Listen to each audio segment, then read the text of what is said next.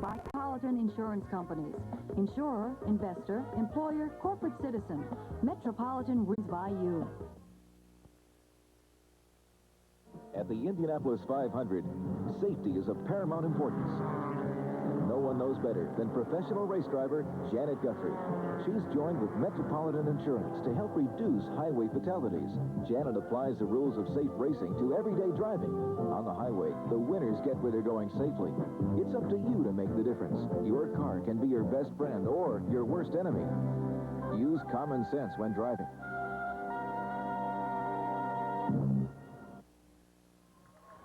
Live from the Stevenson Field on the campus of Brown University this afternoon, it's the Rhode Island High School Soccer Championships. The Bristol High Colts against the Hendricken High Hawks. Hi, everybody. I'm Mike Gorman, along with Brown coach Cliff Stevenson and Rick O'Brien at TV12 Sports. Welcome to our presentation today. We are looking forward to a good afternoon of soccer. And, Cliff, without offending any of the other high schools in the state, we have perhaps the best two high school soccer programs in the state. Yes, I think so. And I think we have the two best teams, as proven through the playoffs. Rick, let me ask you first. You follow the playoffs pretty closely. How about Bristol High School? A little capsule summary. I would hesitate to outdo the coach here, but I saw Bristol play a couple of games, and they are highly skilled. They really know what to do with the ball. Both teams very, very well coached. And Bristol has a couple of guys that we're going to have to keep an eye on, notably Humberto Cabral, Tony Amaral, both of whom have played very, very well throughout the playoffs. Coach, let me ask you about Hendricken. Well, I think with Hendricken, you know, they won the state championship last year on this field, and they have several players back, including the goalie, Duffy, the center midfielder, because he scored the winning goal last year. So I think they have, and they have Glenn Lerner at right fullback, who's been injured, but now is back and came back in fine style last week's game. I think you're going to see a solid Hendricken team, a little more power, a little more pressure, versus a Bristol team that's a little smaller, less experienced, but highly skilled. Coach, it might not be the best day in the fall to be out walking around, but for a soccer game, actually a pretty good one, right? I think it's great. There's no wind. The field is in as good a shape as it could be at this time of the year, and there's no sun in a goalie's eyes. Any advantage now to being at either end when we start off? Well, I always like to go to the north, which is from our right to our left, but I don't think there's any advantage in this game. Okay, this is the finals for the state championship. How did these teams get here? Rick O'Brien took a look at some of the semifinal action earlier.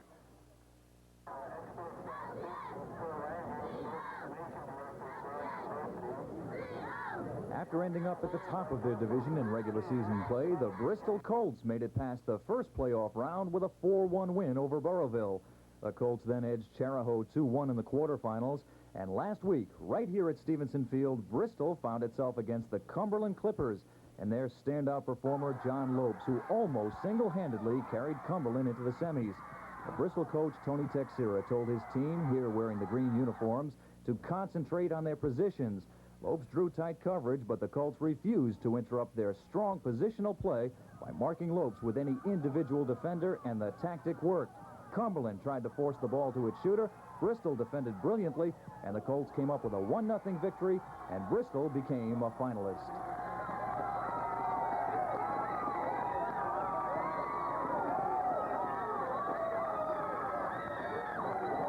Meanwhile, the Hendricken Hawks had been there before. Coach Mickey Rooney's side were the defending Division I champions and had to be considered the team to beat as they, too, finished the regular season at the top of their division.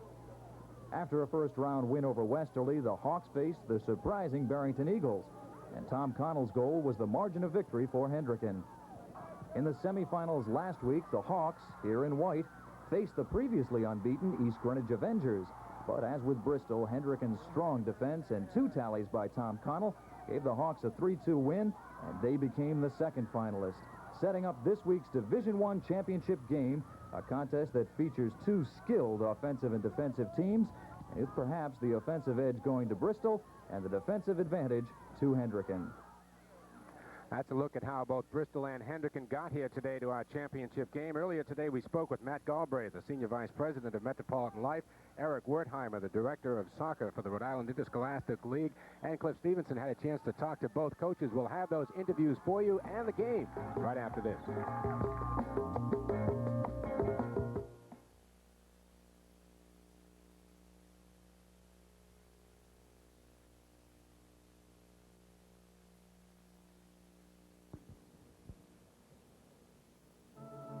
At Metro Metropolitan, we get involved in our Special Olympics soccer program, which gives handicapped individuals a chance to compete and have fun. In our holiday hotline, which opens our phones to senior citizens at Christmas to call their loved ones wherever they are. Take a close look. Involvement makes us more than just an insurance company. We're Metropolitan. People who really stand by you. Joining us now is Matthew Galbraith, the Senior Vice President for Metropolitan Life Insurance Company. And first off, Matthew, thank you very much for all the high schools in the state and for WPRI-TV for all the support that MetLife has given us. Thank you, Mike. Thanks very much. Let me ask you, what was the initial decision way back when for Metropolitan Life? Why did they pick soccer to get so strongly behind? Well, we got moved up here in Mass, more or less, in New England about 6 years ago. And at that time, we were looking to get involved in the community, and soccer was growing, and there were really the youth league. There were a lot of young people playing in the soccer league, and somebody came up and said, this seems like, one of our employees came up and said, this looks like a good way to get involved in the community very quickly, and that's how we started with the youth leagues, and we had a couple of playing out on our field out there. Well, it was in the field, but we were just putting the building up, and then we got involved with the team-men. They came down and helped with the youth, and of course the team-men went south. And then we got involved with Brown. We have, well, this is the third year we've had a college program with Brown.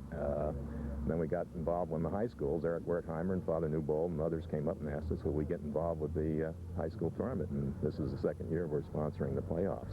Soccer, as everyone knows, is probably the most popular sport in the world. It has been slow, I guess, to catch on in the United States, but it is catching. Oh, yeah, very, very much so. In fact, we started as a company sponsoring soccer here in New England, and it's since expanded to Oklahoma, Canada, our sponsorship, that is, Florida, Chicago, and all over. Yeah, it's universal.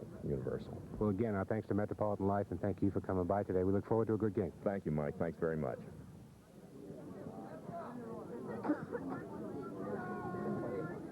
And we're talking with Eric Wertheimer, who is principal of South Kingstown High School and also director of soccer for the Rhode Island Interscholastic League. Eric, welcome. We've got a pretty good day here.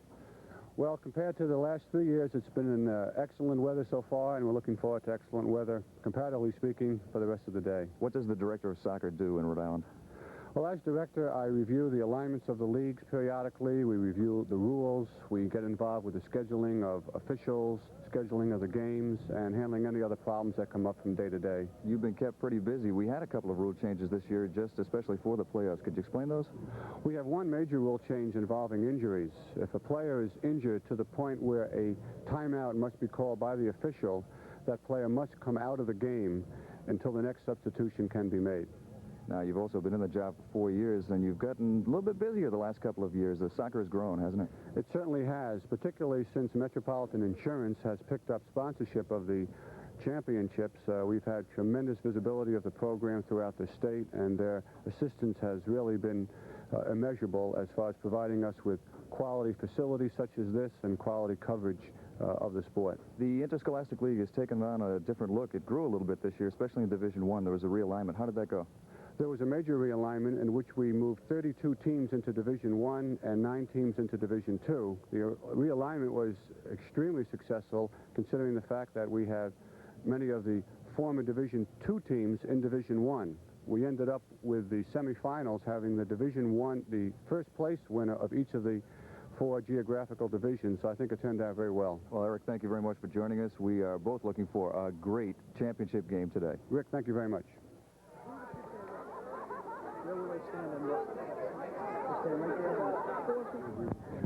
Good afternoon, ladies and gentlemen. We're here at Stevenson Field at Brown University for the Rhode Island Metropolitan Interscholastic Soccer Championships. And on my right is Tony Texiera, the coach at Bristol High School. And on my left, Mickey Rooney, the coach and defending champion team, Hendricken. Tony, what do you think today? Today should be a very good game. There is no wind. The field's in very good condition, so we should have a very good game overall today. Mick, being the defending champion, you were here before. Of course, Bristol has won it quite a few times in the past, but 4 years in Rhode Island, and here you're here for the second time. You nervous? Extremely nervous. What do you think about the game? I think, as Tony had mentioned, it's going to be a close game. I can see both teams have good forwards. I think there's going to be a lot of opportunities to score. I saw both teams play. Tony, I saw you play twice. I saw you beat Cheraho in a very fine game. And, of course, I saw the game last week. And I saw your game last week, Mickey. And I see it as a young Bristol team with good skill against a strong, with good skill Hendricken team, having the experience of having played before. I think we're going to have a great game here this afternoon, and it'll be a challenge to both of you to put on a great game.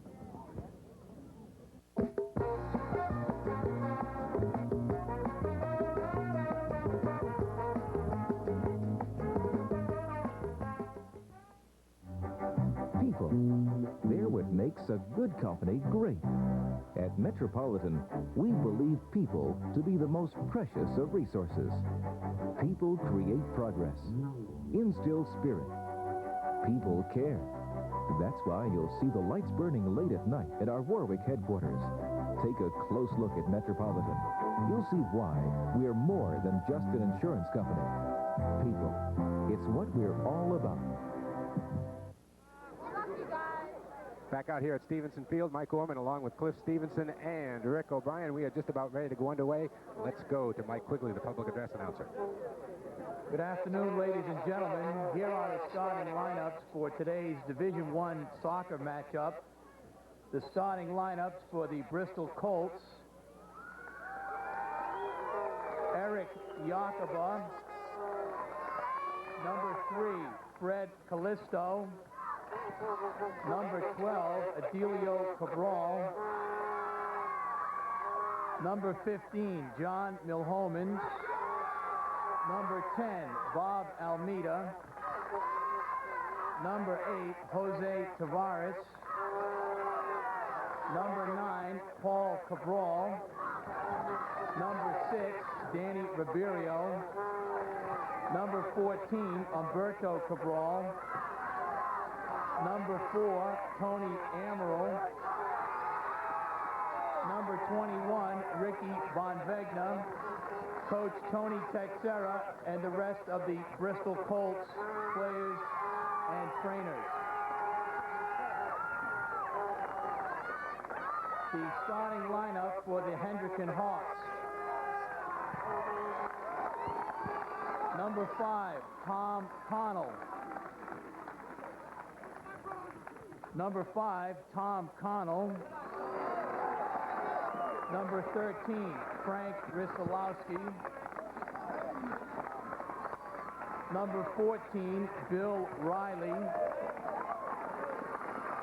Number 9, Joe Duffy. Number 16, Paul Pinelli. Number 20, Adam Livesey. Number 8, Glenn Lerner. Number 1, Kyle Romanat. Number 10, Joe Brady. Number 12, Jerry O'Connell. Number 0, Dave Giordino. Coach Mickey Rooney and the rest of the Hendricken Hawks players, coaches, and managers.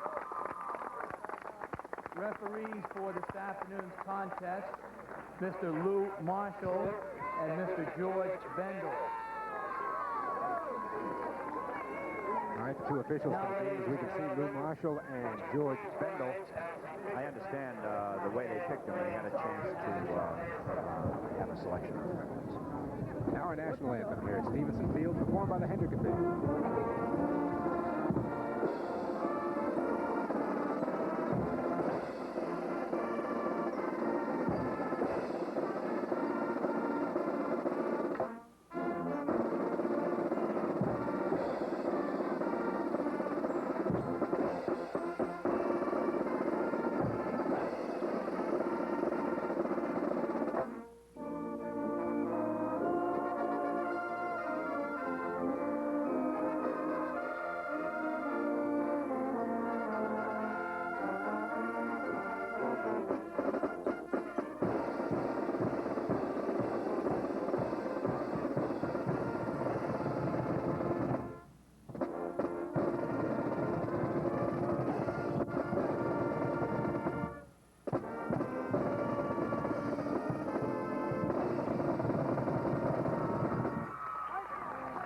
just about ready to go now out here at Brown University. A good crowd on hand. An excellent day for a soccer game, and in a couple of hours we will have a state champion. Maybe a new one, maybe an old one.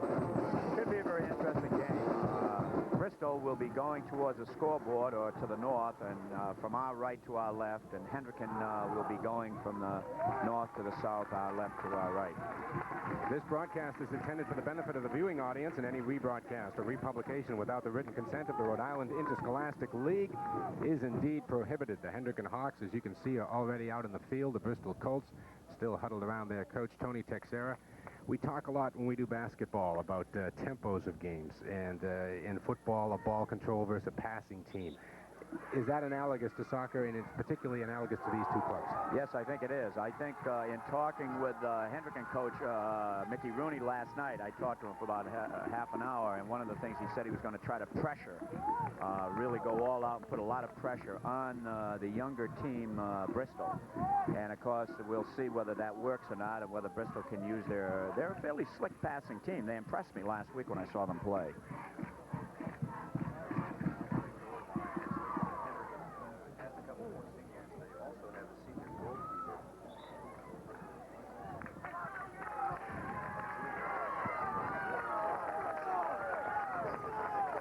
Yes, I think it does make a difference. I think you'll find probably the Bristol goalie might be a little bit shaky at first, whereas the Hendricken goalie is the state champion. They won last year. He was involved in a shootout, and he's got a lot of experience.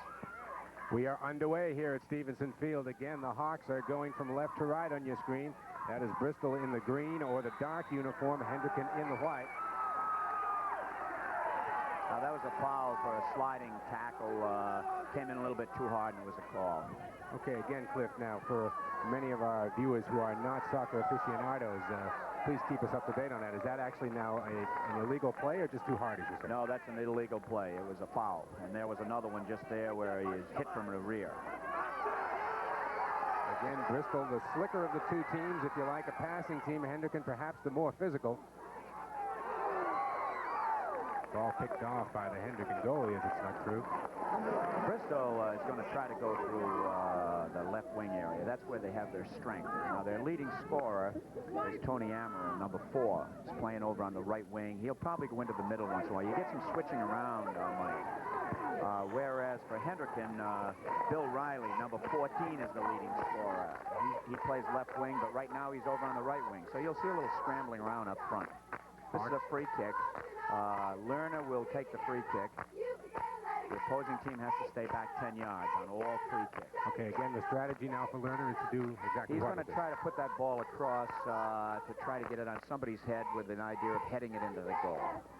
It's a good cross, but cleared out by Bristol. Nice defensive play down there by Bristol, and now the Colts will try to push it up quickly.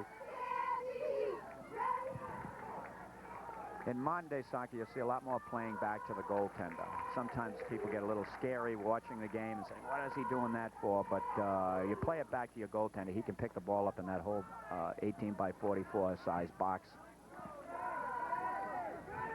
I noticed Giardino now at these deep kicks. That's obviously a big advantage for a goalie who can really bang it out there.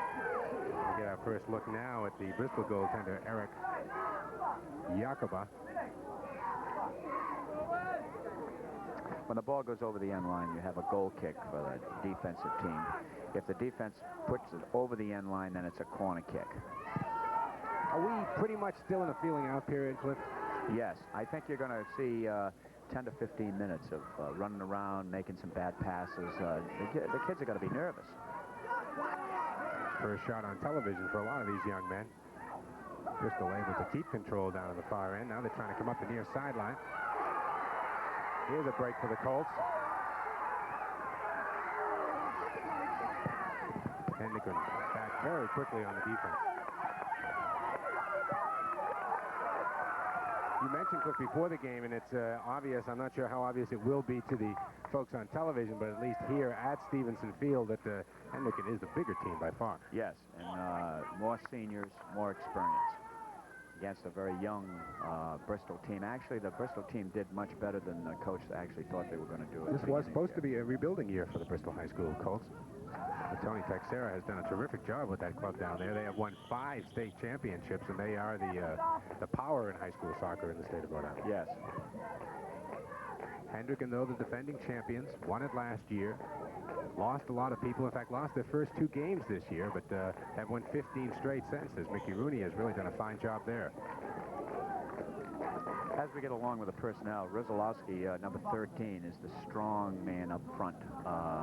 He's good with the head for Hendricken, and they'll be trying to get that ball to him, whereas Bristol will try to come up this left side with Humberto Cabral and Paul Cabral, the left back and the left wing.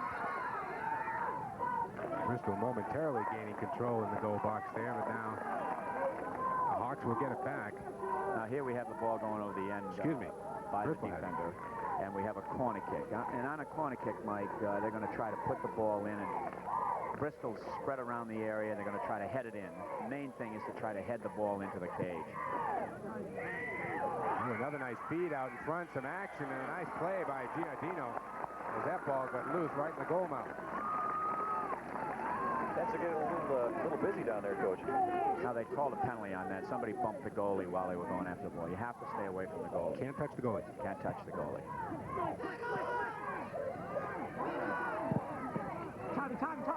Hawks now coming up the near side of the field. That's Connell ahead of the pack, number 5, but a nice defensive play there by Fred Callisto as he took it away. Here we'll take a look at that last save and the action in front of the Hendricken goal.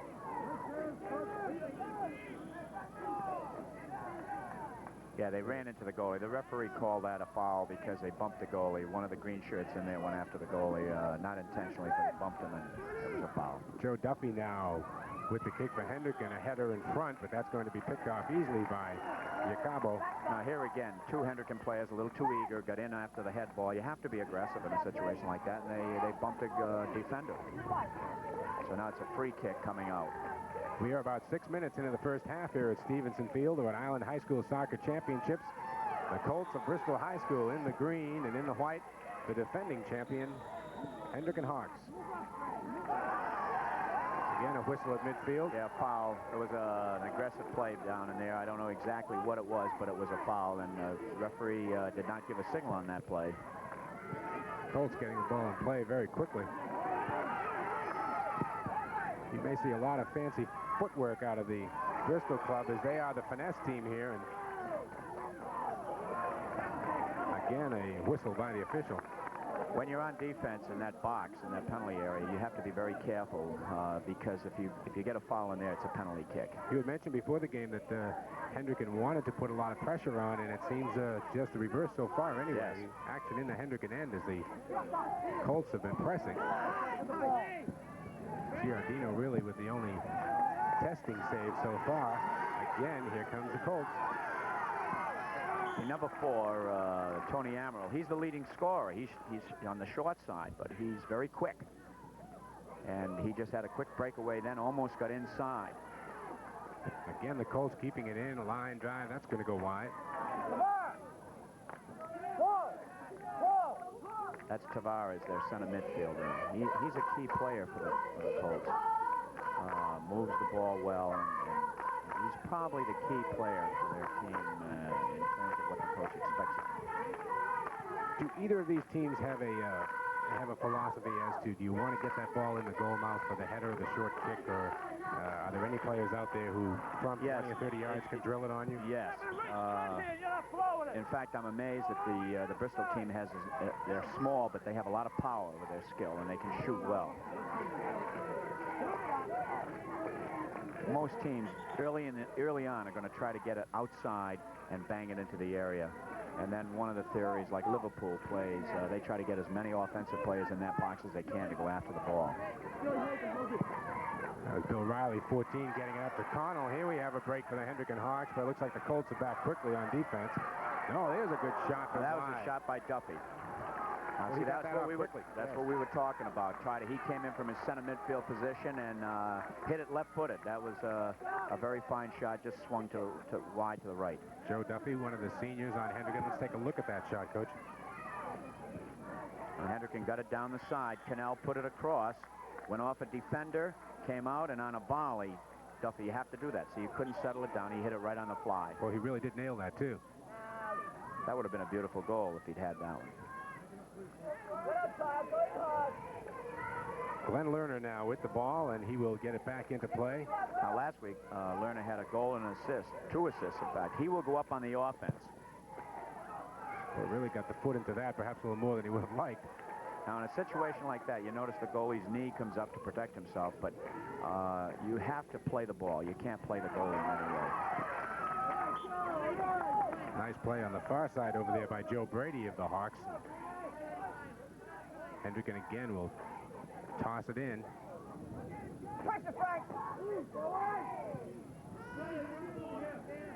That header, coach, for American players especially, is that tough to teach? It seems like such an unnatural move. Well, at first, when kids start heading the ball, they don't like it. They get headaches. I bet they do. But you just have to keep after it, and the more you do, the more practice you get. It doesn't bother you at all. You can take those balls that come 60, 70 yards in the air and head them with no difficulty. Again, action on the far side as the Colts are trying to get back. Hendricken here in the last 2 or 3 minutes has started to apply some of that pressure that Coach Mickey Rooney was looking for earlier. Rick O'Brien, some of your thoughts here early. So far, I'm a little bit surprised that one team or the other hasn't had a chance to open up. They seem to be marking each other. That's playing each other very, very tight. And I also think, Cliff, maybe you can correct me if I'm wrong, that the officials are blowing the whistles frequently to keep the action. Well, most referees start out with that. They'll even say that to each other. Well, let's really blow it tight at first so we know who's in control. And they want to establish that because you can get heated up in a game like this, and they're so excited they can run into each other very easily. Hendricken again on the offense here. I know the thing that I'll use the reference often today towards basketball. That's what I'm most familiar with. That what coaches and players like, all they want is consistency out of the officials. They don't really care how tight they call them as long as it's consistent both ways. Both of these referees today have had a lot of experience, so the game is in good hands. Again, a quick whistle at midfield. We have played just about 11 minutes here of the first half. Slight edge in the beginning to the Bristol Colts, but lately it's all the action has been to our right here at the south end of the field is the Hendricken Hawks. Now the Colts are trying to push it back up. I think both teams are still playing a little excited. They've got to settle it down a little bit. Here they're going into the corner. Quick goes wide, and I believe we are going to have a break in the action here, Howard. Yes, we will. A break in the action with just about 12 minutes played here in the first half. We'll be back. I'm Ricky Davis of the Cosmos, proud to be a member of a championship soccer team. Pride is important to these athletes, too. They're part of Special Olympics, the national sports program for the mentally retarded. Their skill is their source of pride, their chance to compete with the talents they do have. Do your part to make their lives better.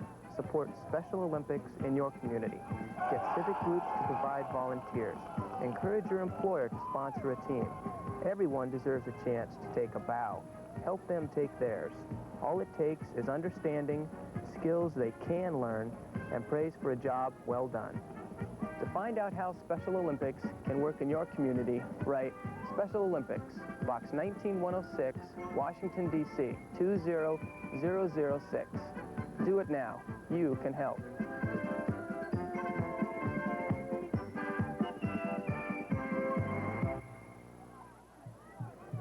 We are back here at Stevenson Field on the campus of Brown University. Mike Gorman along with Cliff Stevenson and Rick O'Brien. We have played just about 12 minutes of the first half here. Slight territorial edge of late anyway to Hendricken, the Hendricken High Hawks against the Bristol Colts for the state high school soccer championship. As soon as I say that, Bristol on the attack. Now there's that Amaral again. He's roaming around, number 4, and he's very quick. That's Tony at number 4 down there in the corner trying to keep it alive. He was battling it out down there with Kyle Romanot. He's the leading scorer for Bristol, so look for him to be taking a number of shots. Now there you see a charge. It was just an accidental charge, but it's a penalty, and it's a direct free kick after a play like that. Anything that's violent or any kind of a personal foul, you run into somebody, you kick somebody, is a direct free kick. Fred Carlisto getting it down in the corner, and again, Amaral down there battling it out with Kyle Romanoff. The Colts are going to get a corner kick here. They're going to, and they've already moved a man around, I believe. Coach Stevenson, Humberto Cabral, who's very clever with his feet, is now way over on the far side. He was where the corner kicker was playing up on the left before. Let's see what happens here. Again, that slicing kick. The Hawks managed to get in there, but that was a high, what they call a dangerous play. Player came up with a high foot. Referee called it, and it's a free kick for Hendricken. Might say about an offside. Remember, you have to have two men between you and the goal you're attacking. The goalie would be one and one defender at the time the ball was played. Dave Giardino is the goalie for the Hendricken Hawks. Giardino with that playoff experience, something you think might be a factor as we go along here. Yes, actually he's been a little bit shaky at the beginning. Probably has the nerves too. He misjudged a couple of balls in there, and but I'm sure he'll settle down. Hawks again on the attack, but unable to convert. The yell from the players then came because they were expecting an obstruction call, but a referee is not going to call something down in there that easily. Bill Riley getting that out front. Quick kick goes wide by Adam Livesey. Now, Livesey has a tendency to go up forward. He's a right midfielder, but he has a tendency to go up in there and try to get up in the box. I asked both the coaches before the games if the players were nervous about being on television, Michael, and he said, no, not television so much as this is the Division I championship game. They might be a little bit tight because of that. I would think they would be. Work hard all year long for a shot at a game like this. Now, see, there's one of those plays back to the goalie that make you quite nervous when you're coaching. But it was a good play back.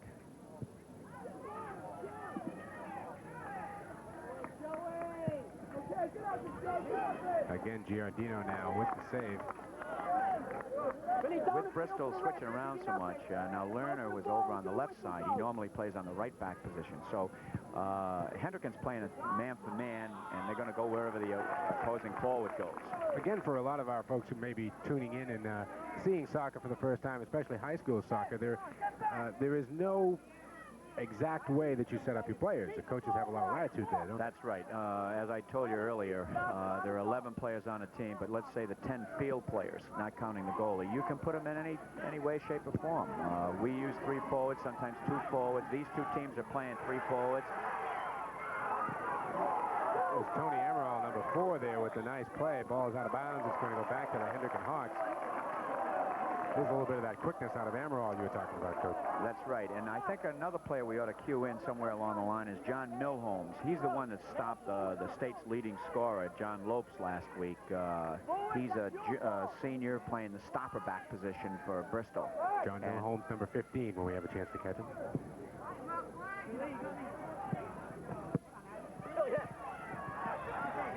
John would be the guy that had to mark John Lopes last week of Cumberland, and John Lopes had just scored so many goals. He had 4 in their playoff game against South Kingstown, so obviously Milholmes doing a good job defensively. Nice play there by Duffy as he picked off that pass. Now, see, there's a case where there's no one over in that area because of the switching around. You can't, if you do a lot of switching around, you can't expect people to be where they're supposed to be. And you just have to have your head up and look and make sure you don't make a pass to someone that's not there. Action right now at midfield. We have no score. We're played about 17 minutes here in the first half. Here comes Amaral. That was a great save by Adam Livesey. He's a hustler, the right half, right midfield. He's up on the offense. He was back on defense. He saved the goal then. I think he did because it looked like Lopes had grand designs on the goal. There's a nice feed in front, but it's knocked away. A little low, perhaps, Coach? Well, they called it again. Here's that play with Lopes and Livesey, I believe. Now, see, Livesey comes back and gets in there first, kicks the ball over the end line to give a corner kick. Great play. Now that foul was, I think they bumped the goalie again.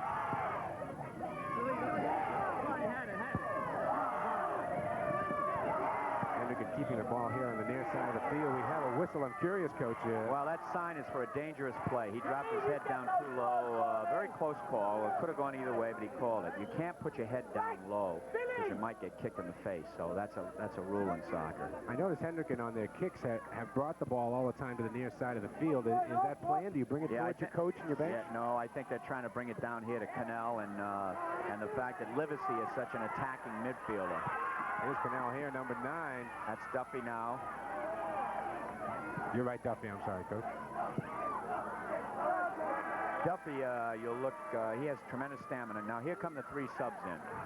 In talking with the coach last night, he told me that he planned to use 3 subs to keep the pressure on, and hopefully over the 80 minutes to wear down the other team. They're going to try to wear Bristol down. Bristol's younger, so we'll see if this strategy works. Coach, aside from suggesting where to attack, are there any set plays that these teams will be trying to use, except, of course, after stoppage of play? Yeah, on stoppage of play, actually soccer's such a free-flowing game that it's very hard to use anything too set while the action is going on.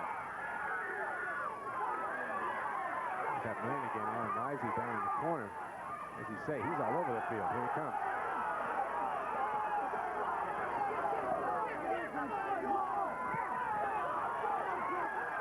There he is again. Yes, indeed. Bristol back quickly on defense. Hawks will get the ball. It looks like Hendricken's trying to bring that ball down their right side to make use of Cannell on this side, and maybe they throw Cannell in the middle and bring Livesey out to the outside. Now the Colts on the attack quickly. That's Humberto Cabral in the green down there in the corner. And Rick O'Brien mentioned had switched over. They called an illegal charge then, and it'll be Hendricken's ball coming out. Emerald is really the spark plug for the Bristol Colts, isn't he, Coach? He's the guy that just laid a very nice pass, a lead pass down there for Cabral. See, they're switching sides.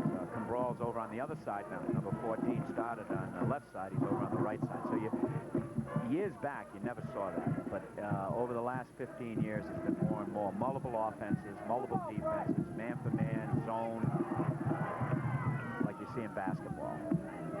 Come on, come to the ball. Duffy with the clear there at midfield. And the whistle on Duffy, I believe. Both of these teams are playing man-for-man defense. 20 minutes gone here in the first half. Bristol with a threat. Dino able to knock it away, and then snuffed out of bounds. Now, see, that wasn't a hard shot. It was a kind of a rolling, fading shot, and almost had the goalie fooled. The goalie made a nice save on that. That looked like number 9, Paul Cabral, getting loose for the shot there after another nice lead pass, but it was just a little bit too high. He might have waited, very, very close, top right corner. The old saying goes, you don't score unless you shoot.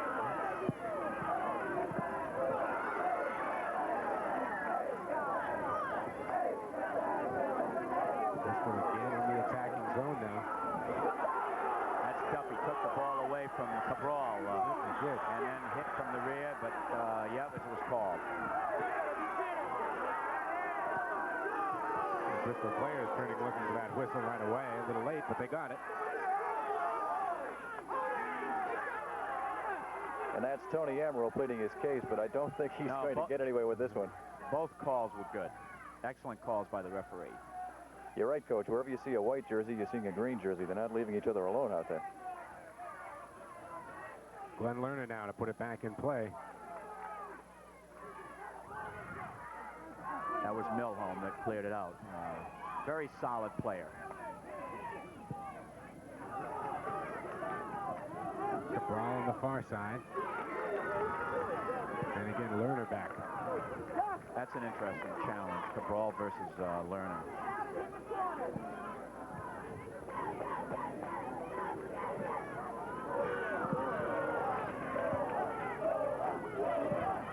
Action right now in the Hendricken end.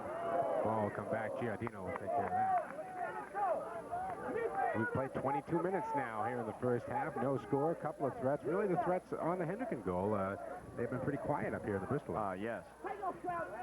The goalie in that box can roll that ball, and he wants to get out as far as he can so he can hit the ball.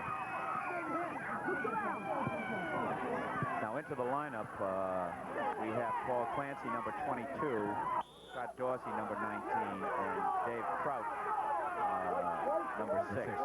Those 3 subs have had a lot of experience. See, the advantage of playing another 3 men like that is it'll be good. They're all young. I think 2 of them are sophomores and 1 a junior, so that'll help them next year.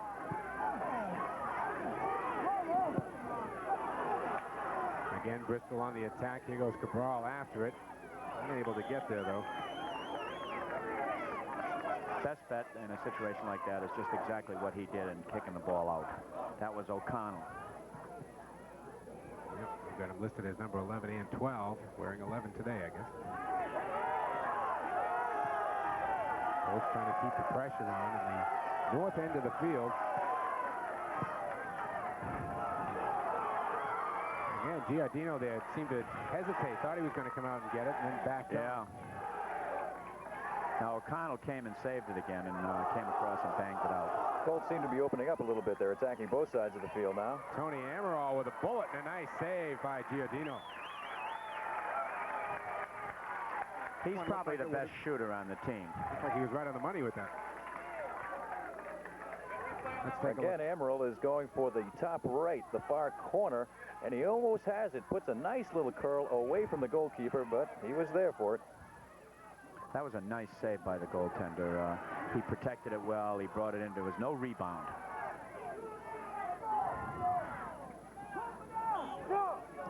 Bristol seems to be starting to take a little bit of the edge now. They're moving the ball. They've got those fast forwards up front, and they've gotten a couple of shots off. This is the man I'd like to have with the ball right here, Tony Amaral, number 4. And Amaral with the shot, and the goal, but Giardino's there. And again, Paul Cabral right there in case the goalkeeper did not handle the ball cleanly, which he did, but Cabral was waiting for whatever bounced away. That's a very important point. I find even with my own team at Brown, they fall asleep at the switch. You watch the shot and you don't follow in for the rebound.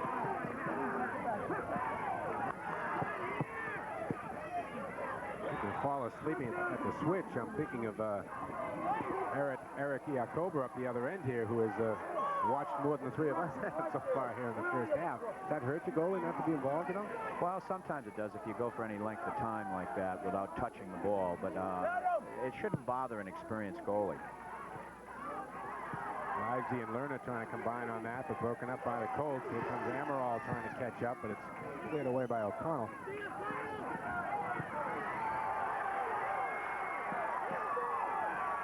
Bristol fans coming alive on that rush. Now, see, when you get an opportunity like that, sometimes you wish maybe you had your starters in there at that time, but the 3 subs are doing a good job up there. The decisions you have to make as a coach, right? Unofficially, gentlemen, statistics so far, shots on goal, we've got Bristol with 5 and Hendricken with 4, but I think goalie saves tells the story. None for Bristol, and we've Hendricken with 4 goalie saves so far, so the pressure has been on Hendricken. Bristol mostly on the attack. A couple of them testers, too.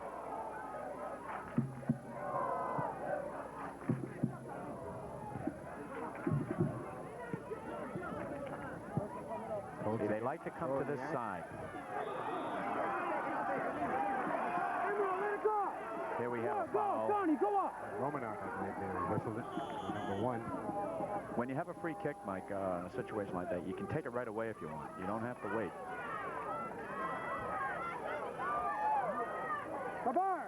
Callisto right now will get the ball back into play here for Bristol.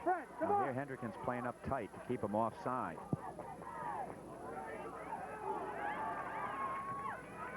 Loose ball in front of the net. That was dangerous. Boy, I tell you, this young man, Mr.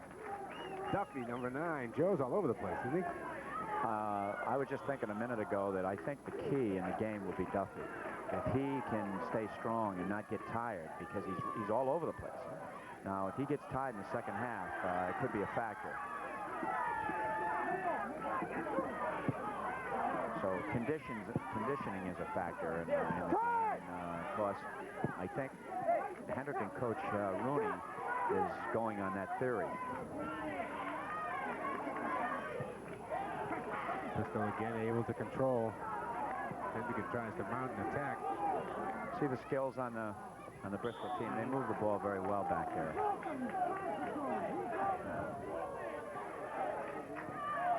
There's a quick pass in front, but unable to connect. Paul Clancy gave it a good try, but he wasn't quite there. I was just about to observe that Hendricken really didn't bring too many attackers up that time, Coach. They had the ball for a minute or so, and they only had 3 or 4 guys in front. I think what's happening is Duffy and left midfield Pinnell were taking a little bit of a breather there because they had to. They'd been all the way up. It is a 120-yard field, and they were up defending there for quite a while. At least they're losing the ball there as the Hawks now try to mount an attack. But, you know, one of the big things I'm noticing, our scouting report here, Cliff, seems to be proving true, and that the coaches always talk about the difference between speed and quickness, and there's really a big quickness advantage to Bristol. Yes. Sweeper number 12, Adelio Cabral, has got very fine skills. Coach had said that he considers him his best header, and he's smooth and smart. So is O'Connell, number 11, the sweeper for Hendricken. So we've got 2 fine, deep defenders at both ends, and they've both done some very fine things so far in the game. Again, we have 2 40-minute halves here. We'll have some sudden death and eventually get to shootouts if we stick around that long here this afternoon. It's a little nippy if you're on the sidelines, but an excellent day for these young men to be out here. Here's Livesey with a nice play. Livesey with another nice play. Now, in that case, he should have gone to the wing with the ball, and he got just a little too excited, pumped it into the middle, and was stolen away. We've got some words out there between us. Now, the referee handled it very well, though. He came in there, talked to him, say, hey, guys, cut it out, and didn't give out any yellow cards. A yellow card is a warning. If you get 2 yellow cards, you're out of the game. It's usually for anything violent or over and above what you should not be doing on fouling. Tony Emerald trying to chase it down, but it was Kyle Romanot who was able to get it back quickly to Giardino, and now comes out to the right side here, the near side, as we look at it, to Lerner. Hawks on the attack, trying to mount a consistent attack, but again, you see that quickness there of the Bristol players. Now, that was one that could have gone either way on the call. I mean, it was not really a foul, but the referee saw it that way and called it. Again, a lot of the officials' calls are discretionary. This will be Joe Duffy, the redhead from Hendricken, who has been so... Now here, he's got Lerner. See, Lerner's up in the pile. And didn't reach him, though.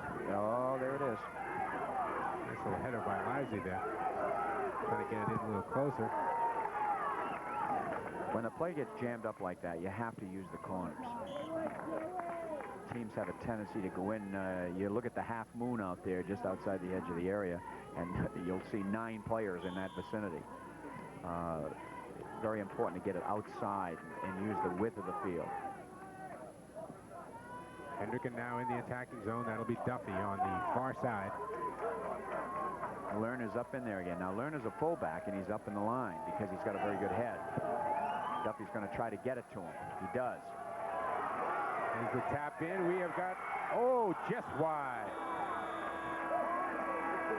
Now, see, the strategy on that kick was Duffy took the kick, got it to Lerner. Lerner didn't head to the cage. He just headed it to another... George, hold it now. Here's Lerner. George, you got the commercial now. And almost. Now, the goalie came out then, but the goalie misjudged that ball. He should have got a fist on it, and he missed it. But fortunately for Bristol, the ball went wide. I was going to ask you about that move by the goalie there. That risky business. We've got a timeout on the field. We'll be back.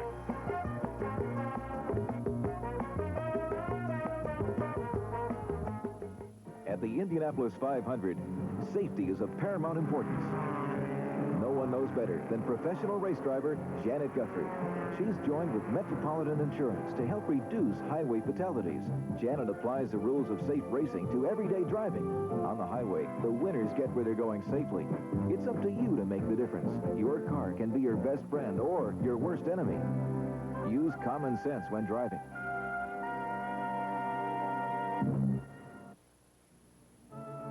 At Metropolitan, we get involved in our Special Olympics soccer program, which gives handicapped individuals a chance to compete and have fun. In our holiday hotline, which opens our phones to senior citizens at Christmas to call their loved ones wherever they are. Take a close look. Involvement makes us more than just an insurance company. We're Metropolitan. People who really stand by you. Coach. Back out here at Stevenson Field, Mike Gorman, along with Rick O'Brien and Cliff Stevenson.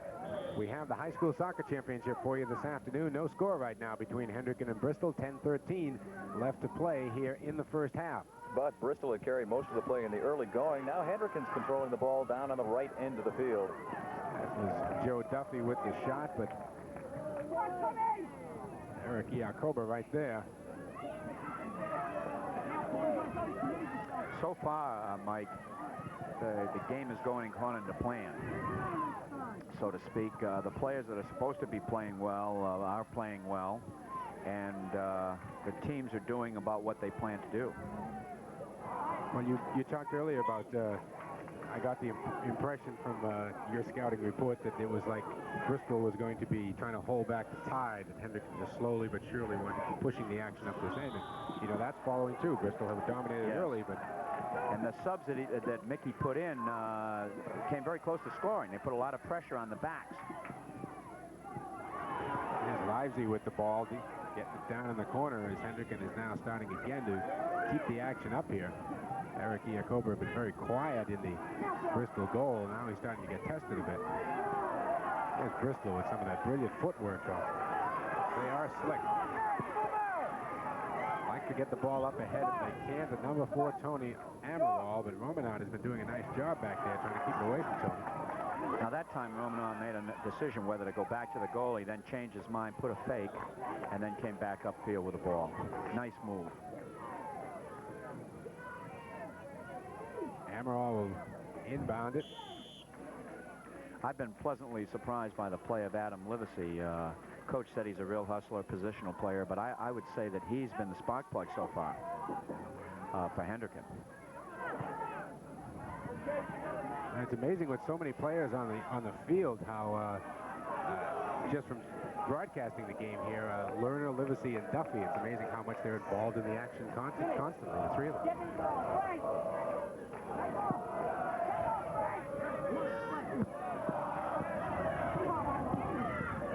Here's number 20, Livesey right there, who kept that ball in the attacking end.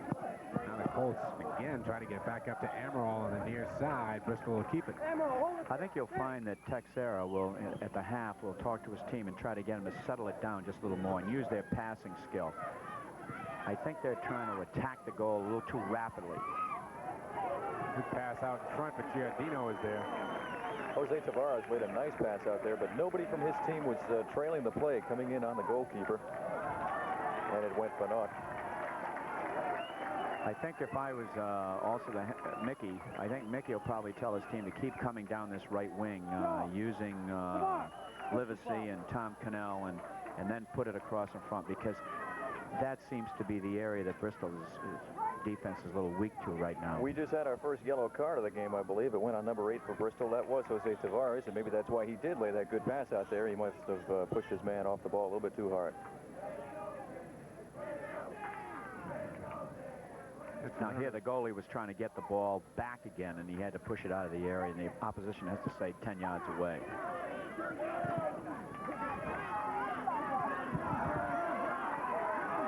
Here's Mr. Duffy again. He gets it up ahead.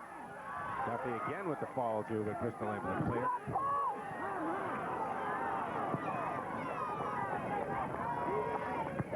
Bristol has done Hendricken has done a very nice job, as you say, Cliff, of disrupting that passing attack in the offensive zone. And that was what Mickey wanted to do, put pressure on him, run hard, force him. Don't give him a chance to settle the ball down too much. Colts deep into the corner, but Giardino able to pick it up there. One thing teams have to be careful about, and that's happening to Bristol right now, they got all their backs back and their forwards up, and they're hitting a long ball, hoping for a break. And that's really not the kind of soccer they've been playing.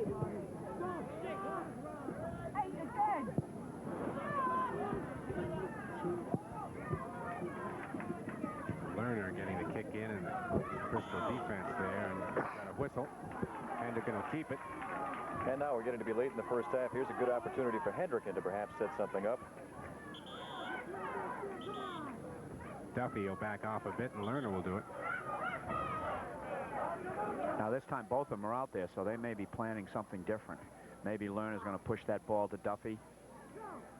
Well, they've got the big senior out there too, Frank Rizalewski, who's up front. But went right for the cage, but too high. He didn't try to get it to Frank at all. No, he didn't. Not even Frank is that big.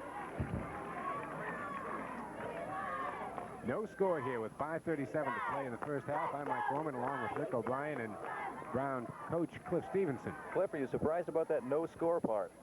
No, I'm not. I think both teams have had maybe two opportunities each, two excellent opportunities to score, but they did not put it in, and I'm not surprised to have it 0-0. I won't be surprised if the game ends up tied. If it does, we will go to a couple of 10-minute sudden death overtimes, and if we are still tied then, we'll have a shootout.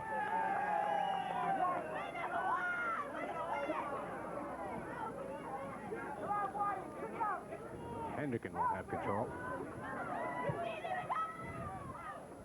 It's interesting, we've gone to a little lull in the action. Neither team is really doing anything. We're coming down to the half, and neither team is really pushing hard at all. Just about to ask you that, I'm sure the players are aware of the clock. Is there a point where they start to become defensive in a scoreless game, Coach? Yes, I think so. The one thing you don't want to be scored on, just like any game, you don't want to be scored on just before the half. That's a bad psychological blow to you. A dangerous time then, because you're not thinking offensively. Very dangerous. Bristol coming back here, they are going to maintain control, and they will be on the attack. Once again, the guy to look for is Tony Amaral. We also have Humberto Cabral, who can do good things. But Hendricken seems to have it under control. Yeah, that's Lerner, but he kicks it out of bounds right up here into the seat, so the Bristol Colts will get another shot. Amaral is number 4. He is really being shadowed by Romanov, who is getting to know him very well today. They try to come in right to Amaral. And the Hawks were equal to the task. Bristol back in the defense, but it'll be Hendricken ball right at midfield. Interesting little battle going on between the sweeper back of Bristol and Angelo Adilio Cabral and very strong forward, probably the strongest player on the field, and Rizalewski, number 13. All right, Hendricken now here with a pretty good opportunity. Rizalewski looks like he could be about the biggest guy on the field, too. Now here's the red-headed Duffy taking a free kick. He's going to try to hit Lerner again. Bristol's playing up on a line, right on that penalty area line, trying to keep him offside, so you can't go in behind there. Duffy goes right for the goal, but it's offside. It's offside. Explain that for a moment, Coach. Well, as I said, you have to have 2 men between you and the goal. Bristol moved up and left Hendricken with a man behind a defender, and therefore you're offside. Nice play by Romanov, roaming over to the far side of the field as he just goes where Tony Amaral goes. And the Colts again on the offense.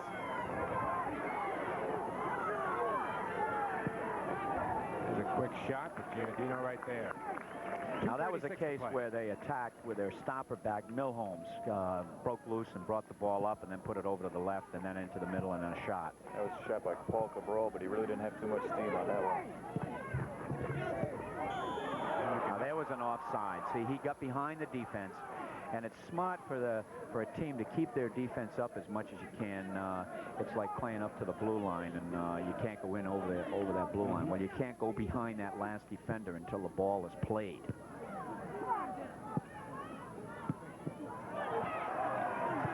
Slick little play there by Paul Cabral, number 9. Here's Amaral in the corner. He's got a little daylight for the first time in a while. Nice to get it out in front. Tried to cross it.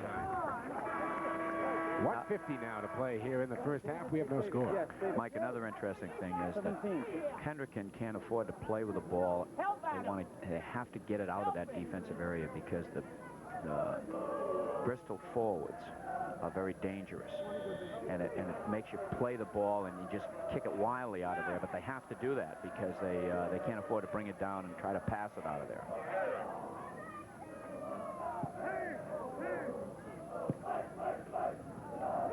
is Lerner, number 8, deep in the Hendricken zone. Now he clears it out. A header by Lively. Hey, there's that sweeper of Bristol right there again. Bristol again trying to attack, but Giardino out quickly with a minute to go now in the first half. Again, no score. As Hendricken and Bristol fight it out for the high school soccer championship. Sliding save there by Yacoba.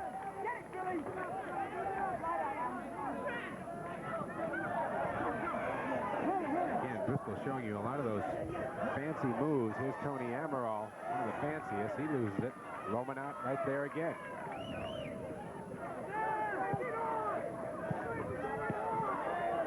Bristol trying to attack here in the final 30 seconds of the first half.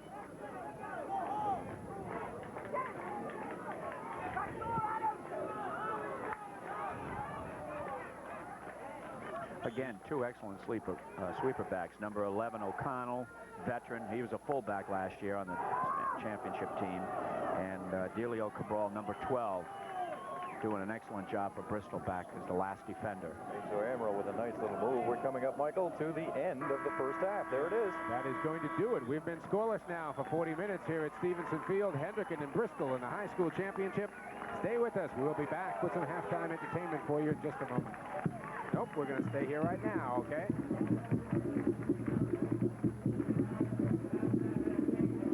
No score after 40 minutes of play. Metropolitan Insurance Companies thank Baden Sports, Doyle Sports Center, Champion Products, and Libco for their donations to the 1982 Metropolitan Insurance High School Soccer Tournament.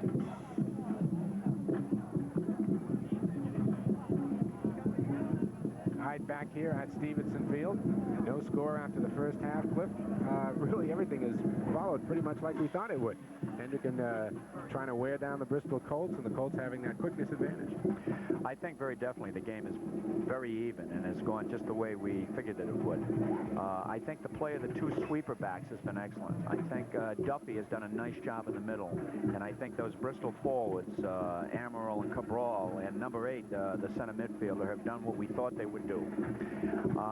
I think if the game could hinge on a break, I think Hendricken's got to keep going down that right wing.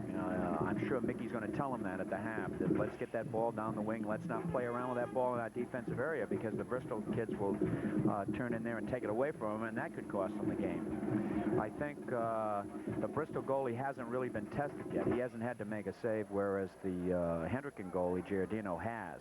A little shaky for 10 or 15 minutes, but then made a nice save on a very nice shot, and actually another save on that little blooper corner shot that went up in there. You mentioned earlier, too, that you thought that Bristol may have been a little impatient when they were in the offensive zone, not setting up their passing game. Yeah, I definitely think so. I think they're getting a little excited, and they're hitting a long ball up front, and I think they'd be better off if they could keep the ball settled down. I think Hendricken will be better off if they long ball it to the corner a little bit and use their right back, right midfielder Livesey, who has surprised me. He didn't show that what he did today in the last game.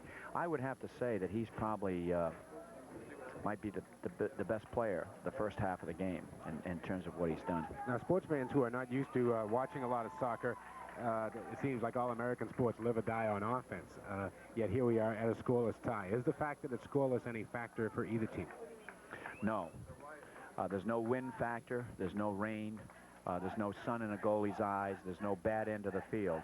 So I think the fact that we're starting all over again. They've had 40 minutes of experience. Now their best soccer should come out. Okay, the Hendricken High School band is entertaining right now in the field. Let's sit back a little bit. Yeah, don't see this too much on TV anymore. And listen to the fine group from Hendricken.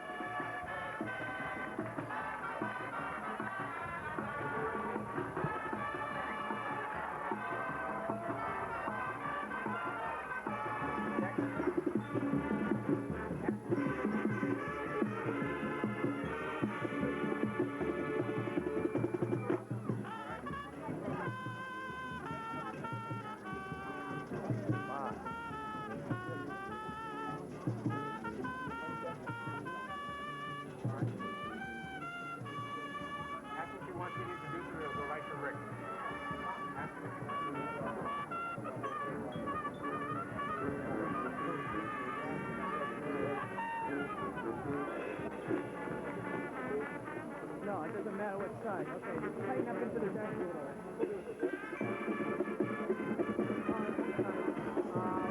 One foot this way.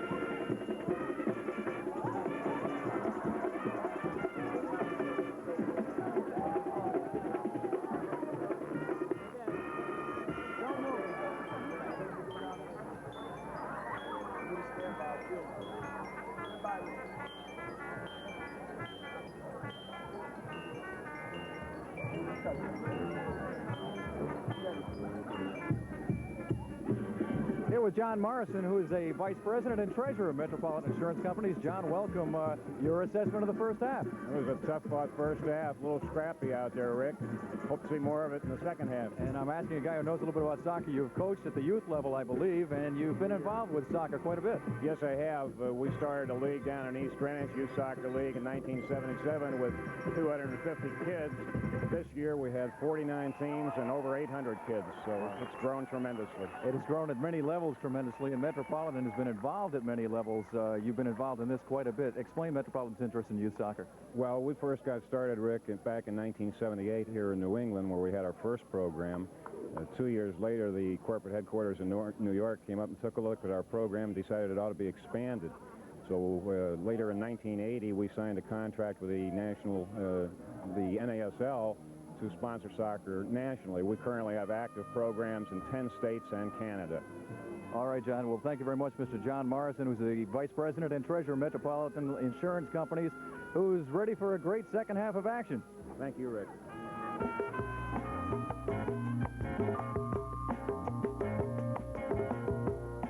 I'm Ricky Davis of the Cosmos, proud to be a member of a championship soccer team. Pride is important to these athletes, too. They're part of Special Olympics, the national sports program for the mentally retarded. Their skill is their source of pride, their chance to compete with the talents they do have. Do your part to make their lives better. Support Special Olympics in your community. Get civic groups to provide volunteers. Encourage your employer to sponsor a team. Everyone deserves a chance to take a bow. Help them take theirs. All it takes is understanding, skills they can learn, and praise for a job well done. To find out how Special Olympics can work in your community, write Special Olympics, Box 19106, Washington, D.C., 20006. Do it now. You can help.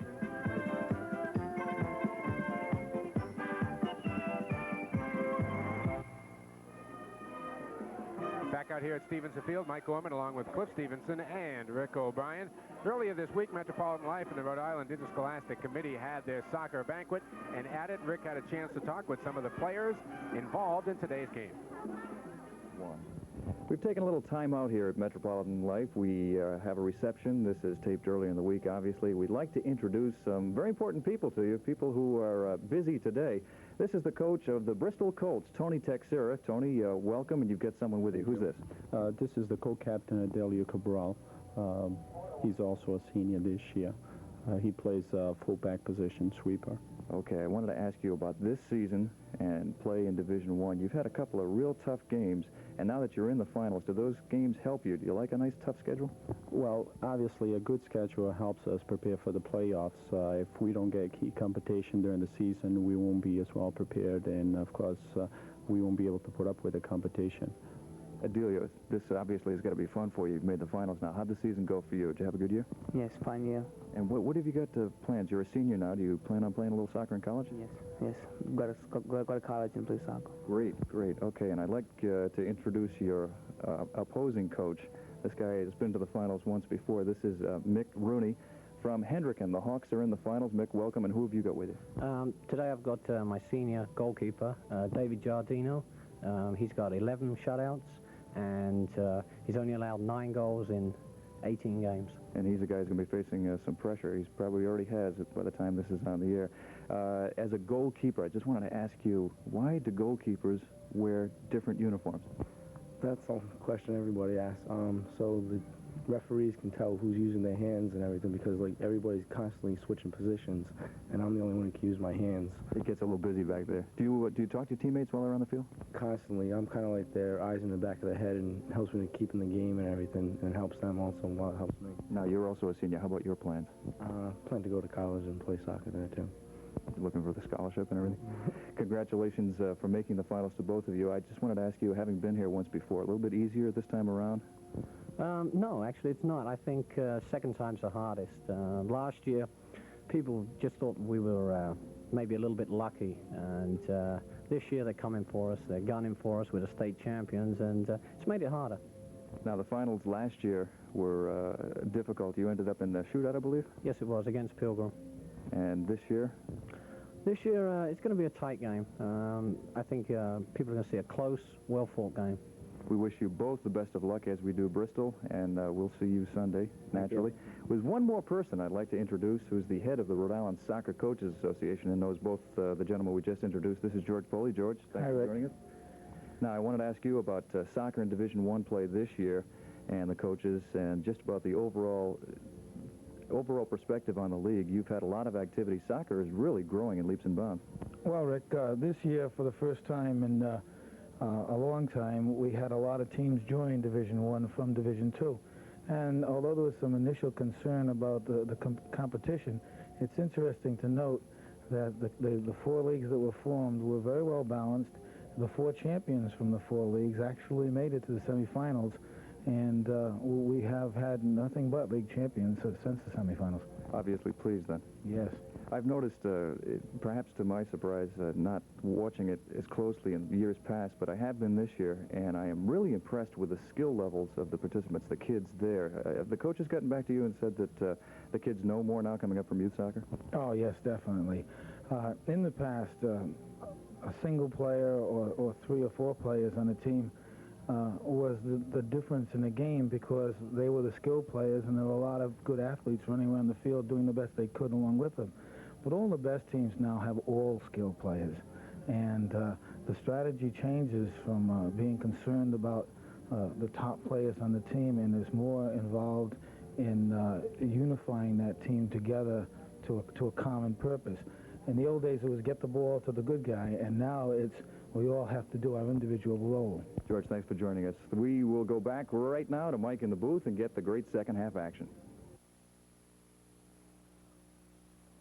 Metropolitan Insurance Companies thank Baden Sports, Doyle Sports Center, Champion Products, and Libco for their donations to the 1982 Metropolitan Insurance High School Soccer Tournament. Let me know when you want to go, Jim.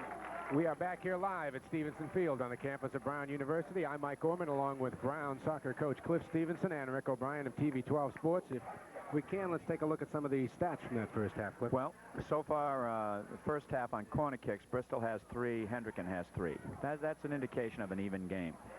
Goalie saves, Hendricken goalie Giardino has 7, and Iacocca has 3 for Bristol.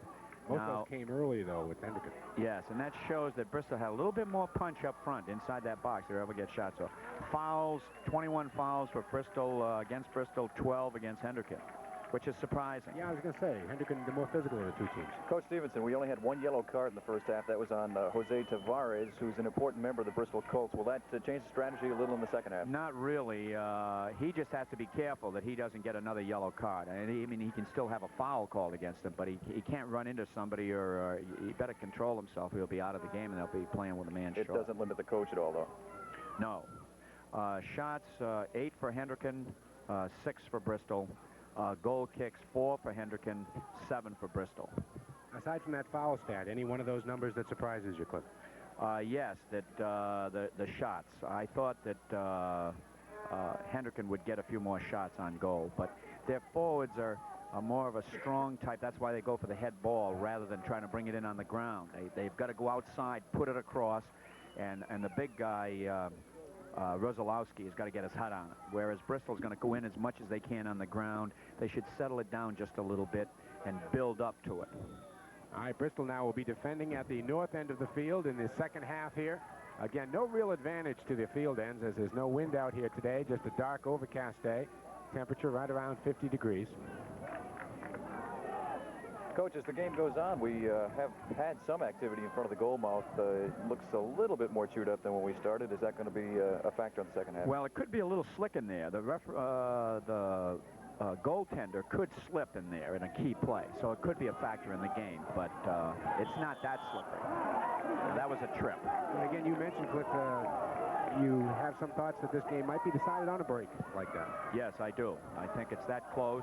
Both teams playing very well. We'll see what Duffy does the second half here. I think his stamina is going to be a big factor in keeping that Hendricken team going, and whether Bristol will be able to move that ball.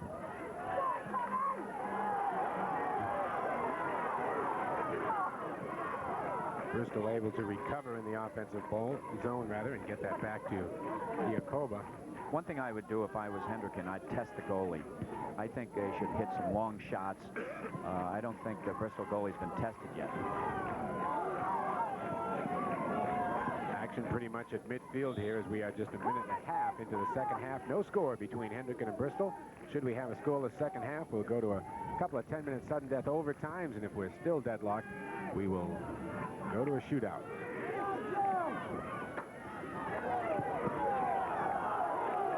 No whistle there at midfield as the Bristol bench was looking for a call. Here's Tony Emerald. That's Duffy right back there. They just don't seem to let Emerald get going at all. No.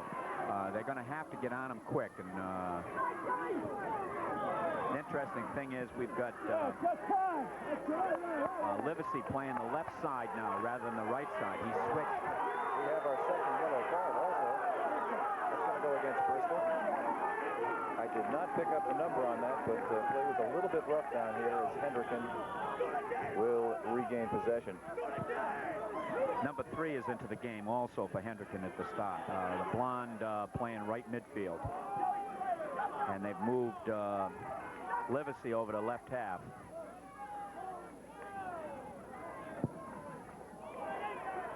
In front there's Amaral trying with the header, but unable to get it in. Looked like he had an opening there too, Coach. If he'd been 3 or 4 inches taller, he would have had that one. I think his height just hurt him in that. Very nice tackle in there by running out again. Hendricken now trying to quickly pick up the offensive, and they do.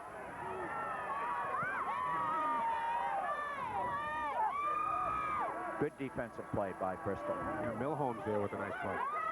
He's tough. He plays the opposing team. He's played everybody this year against the best player of the other team. Nice little 2-on-2 there, but Billy Riley couldn't get it across the middle to number 5, Tom Connell, who is running for the ball right now.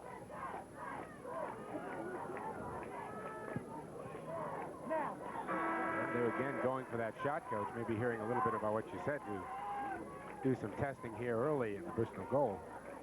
Okay, here comes number 16 back into the game. Pennell. Now he's going to play the right half. Actually, Mike Newquist, as a sub coming out, did a nice job in there. Newquist with that shot that went a little wide just a moment ago. Bristol will maintain control. We're about 4 minutes gone here in the second half from Stevenson Field. Rhode Island High School Soccer Championships.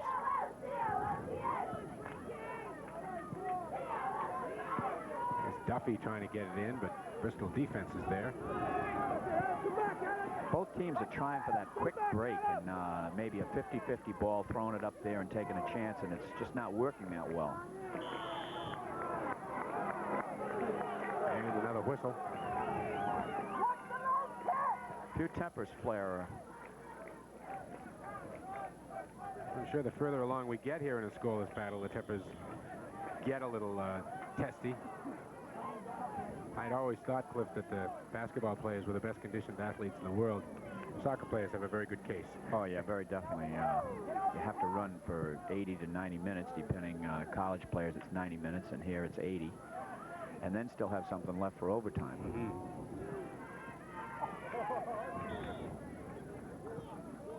Bristol coach seems to be doing what it did so much in the first half, trying to get the ball into that number 4, Tony Amaral, who is their leader on offense.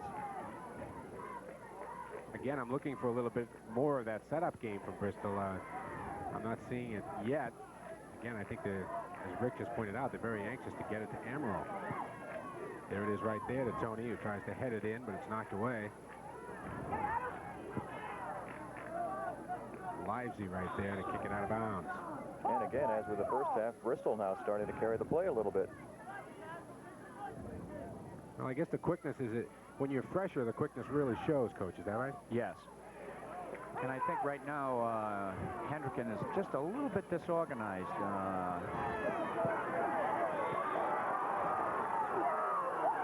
And we had a whistle when it looked like Hendricken had something going there. Very nice pass from Billy Riley. He's trying to lead his man, but it's called for the offside. That was a very, very close play. Very close offside. I think Connell was offside at the time that Riley tried to get him the pass. Yeah, that was the key. See, if he was in a position where he was even or behind, then it would be offside at the time the ball was played. Lerner with the header, and now the Hawks maintain control, come near side. Livesey try to chase it down before it gets out of bounds. He won't reach it, though. That's a couple times we've seen Riley and Connell try to hook up here in the second half, and Connell's got himself a couple of playoff goals. Maybe they're going to try and get to him for the offense for Hendricken in the second half. Livesey again with the block there in midfield. Now he plays it back.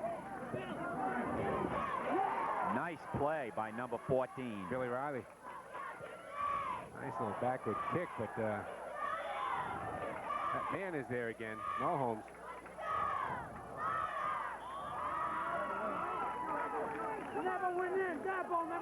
John Milholmes really deserves that nickname of a positional name of a fullback too. He's put together. There's a skill that number 14 used there that young players should work on, and that is being able to chest the ball, take the ball on your chest, and actually turn with it and control it. I thought you were talking about the little shove he just gave his man, Coach. That's Billy Riley, number 14 for Hendricken. The pressure up. Cabral trying to get there in time, but he doesn't make it and goes spilling over the top for Giardino. That's another thing I've noticed. Let's take a look. That sliding save, that is traditional, I guess, in soccer, Coach. Yes. And actually almost could have called it forward for coming on the goalie a little bit hard when he got the ball. But great play by number 11, Jerry O'Connell, and Kyle Romano. Let's take a look at that save here by Giardino. Dave made himself a nice decision there, coming out, blocking Tony Amaral from the ball. Back to the live action. You haven't missed anything. 32-23 left to play here in the second half. We are still scoreless. The Hawks and the Colts for the State High School Soccer Championship. Ball is going to go over to Hendricken. This was a case the referee knew what he called, but he just pointed the wrong way at first. It was a good call. No sense complaining about it. Duffy now with the kick. Now here's Lerner in here. They scored on a play like this last week.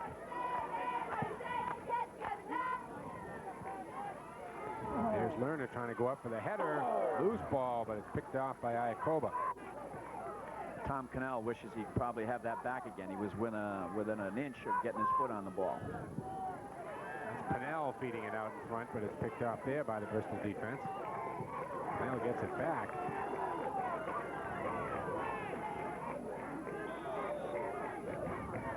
Bristol will get control.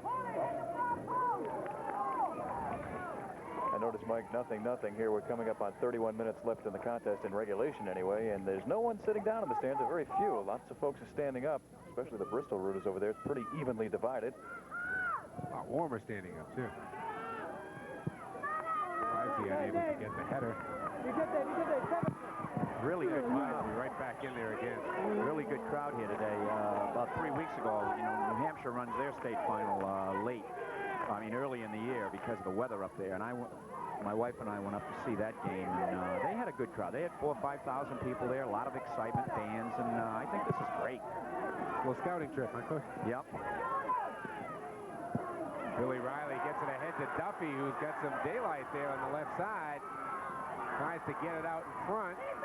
Hawks keep it. Shot is wide. Now that's a case like in hockey. The defensive back of Bristol should have kept his foot off that ball. He could have deflected that into his own goal. He tried to get a foot on it, was going wide, and that's where the goalie's got to be talking to him. He's got to be communicating all the time. Once again, there's Cannell from Hendricken down there putting a little pressure on. Now, the call there is you can't go into that box after the ball until it goes out. In other words, when he kicks that ball now, you have to wait until it's kicked before you can go after it.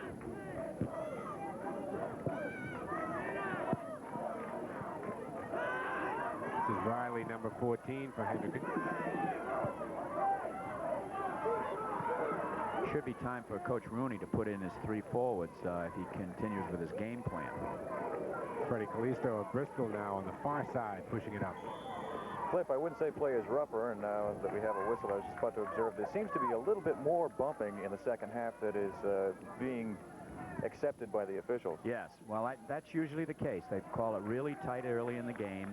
Just try to establish control, let them know, hey, we're not going to have any of this foolishness going on. We also have a player down on the far side, Coach. That's Tony Emerald, I believe.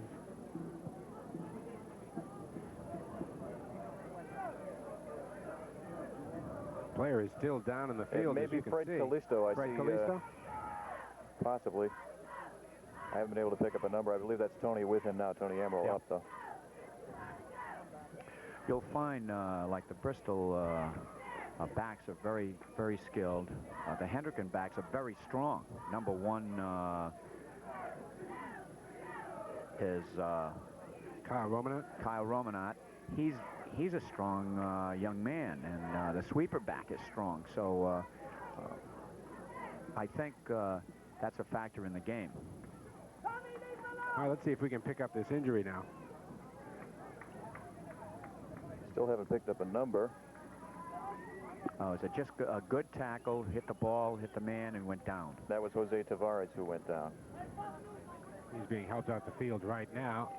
29 minutes, 14 seconds left to play here in the second half, and we have a break in the action. The key is whether you play the ball or play the man. If you're playing the ball, as long as it's not violent, I mean, if the ball's here and you're running off 30 yards. All right, let's take a little break here during this timeout. No score between Hendricken and Bristol. We'll be back.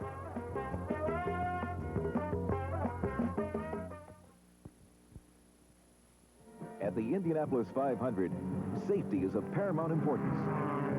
No one knows better than professional race driver Janet Guthrie. She's joined with Metropolitan Insurance to help reduce highway fatalities. Janet applies the rules of safe racing to everyday driving. On the highway, the winners get where they're going safely. It's up to you to make the difference. Your car can be your best friend or your worst enemy. Use common sense when driving.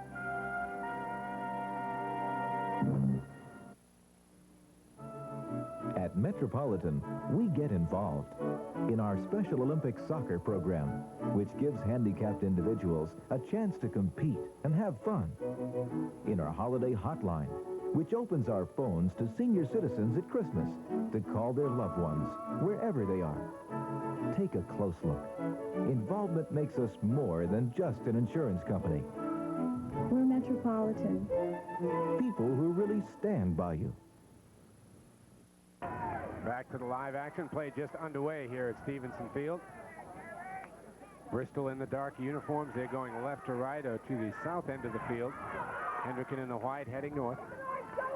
Joe Tavares is number 8 for Bristol, the one that got hurt. They can't keep him on the sideline too long, so hopefully for Bristol's sake that he's their center midfielder and he's a key player.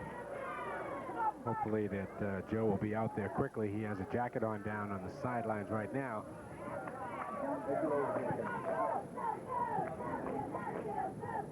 Interesting thing, they've moved number 4, Tony Emerald, to that center midfield position, where he can be very dangerous. Tony has unable to free himself up. We've just had word that it's just some superficial cuts for Joe Tavares, so we would expect he will get back. We'll take a look. Here's a look at Joe right there, and a little swelling, as you can see, on the left leg. Hope Joe can get back in here soon. Give me the ball. neither team really able to amount much of an offensive here early in the second half. We've got 13 minutes gone already. Mike, an interesting observation at this point, which I guess if you're a coach, you'd maybe notice it, maybe you wouldn't. But every player out there has a socks up. And I'm very much in favor of that because you can cut down injuries. There's too much of the socks down around the ankles now in soccer, and that's a note for the younger kids in those junior leagues. Wear your socks up. Bristol now trying to mount a little bit of an offensive here. Nice block down there. That's O'Connell again. Came and stopped him, snuffed him right off over in the corner. That was a very clever Humberto Cabral with the ball, always dangerous. He had a couple of key goals. And we've got our third yellow card of the game on Cabral. A little too rough in the corner. Humberto Cabral picking up that one. 27:09 to play here in the second half. Still deadlocked, 0-0. So we've had 3 yellow cards. They've all gone against Bristol so far. You always have a question, as I was talking about before, on whether you play the ball. Like, if I'm playing the ball and I trip you, that's okay.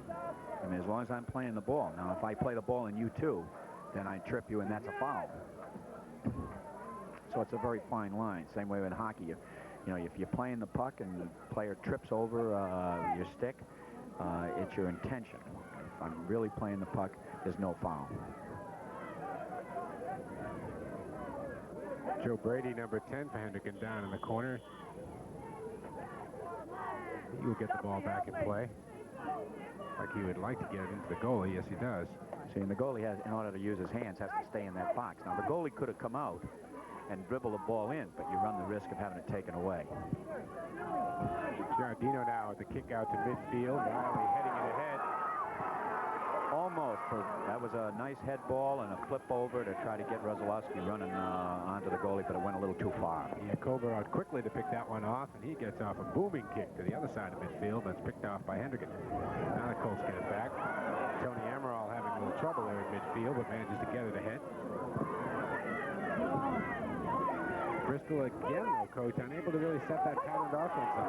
Well, I think what it is, one of the strategies of Hendricken was to play hard and tough. Not dirty, but just to play hard and aggressive. And I think that kind of play in their backfield is kind of snuffed off Bristol now. There's Billy Riley trying a long shot in, maybe just to keep things loose down at the other end of the field, as Bristol has carried play for the last couple of minutes. Hendricken has had to be content to play defensively, as they did much of the first half. But carried pretty much in the midfield area, though. Yeah. Not really threatening too much offensively. Duffy trying to fight his way through a crowd. Milholmes there. Actually got fouled twice on that. But a lot of those fouls are accidental fouls. I mean, you have to play the ball, and you're going to end up bumping people when you do that. And that's what the referees are there for. Duffy took the ball down and then got hit once and got hit a second time. Looked like Amaral knocking him off the ball. Now here you have Bristol has to stay back. They're really only back about 6 yards. The referee's going to push him back a little further. It's, I don't know whether it's a direct or an indirect. Now on a direct, it means he could fire and score right away. Now here's Lerner's playing around. Now the referee's going to call time. See, he's got to move him back. They were only about 7 yards. And they don't want to move back. I mean, it's only natural. You don't want to move back in a situation like that. Lerner with the quick kick. That was a lot. He went, it was a direct kick. He went right for the goal. And the defending team sets up a wall of 4 or 5 players. And the goalie directs them where they stand so that that wall covers part of the goal. And then the goalie covers the other part. Rick Benegna now is in the lineup for Bristol. Well, I got Dave Pereira will go to the bench. Here's Adam Livesey to inbound. Tries to find Duffy. Down in the corner, O'Reilly. Nice bead out front. Good defensive play there by Bristol. Livesey able to keep it alive in the offensive zone.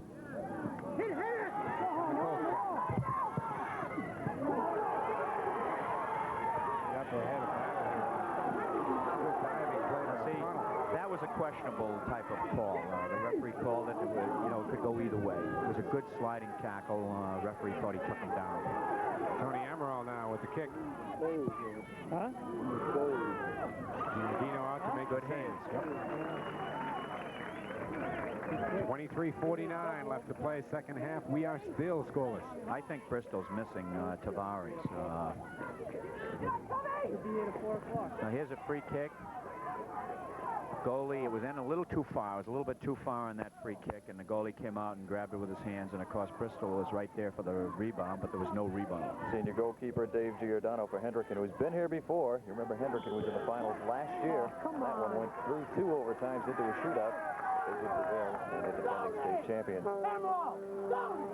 Coach, we get 23 minutes left in regulation in the game. Has anything in the second half surprised you? Yes, I thought they might settle the ball down a little bit more, but they seem to be going for the long ball, the one chance to score the winning goal, say, and then go back on defense. And neither team has really put a real threat on. That kick in, that one will go wide as it's drilled over the top. Here come their 3. I was wondering when he was going to put those 3 subs in. We'll see what they do. Sometimes, see, this is where coaches can be criticized. I do the same thing. You play a 80-minute game. You make a decision you're going to go with 3 guys. Now, they may get a great opportunity to score, and somebody will say, gee, if he had so-and-so in, they would have done it. Sure. But they may score the goal now. Hendricken taking out. And people say, boy, isn't the coach great? You know, he made a great substitute. Quite a bit of its offense, though, Coach. Tom Cannell, Frank Rizalowski, and Bill Riley just took a breather on the bench. What they did, to the subs' credit, they played well offensively. Now, we'll see how long Coach keeps them in there. It's 22 and 14 seconds left.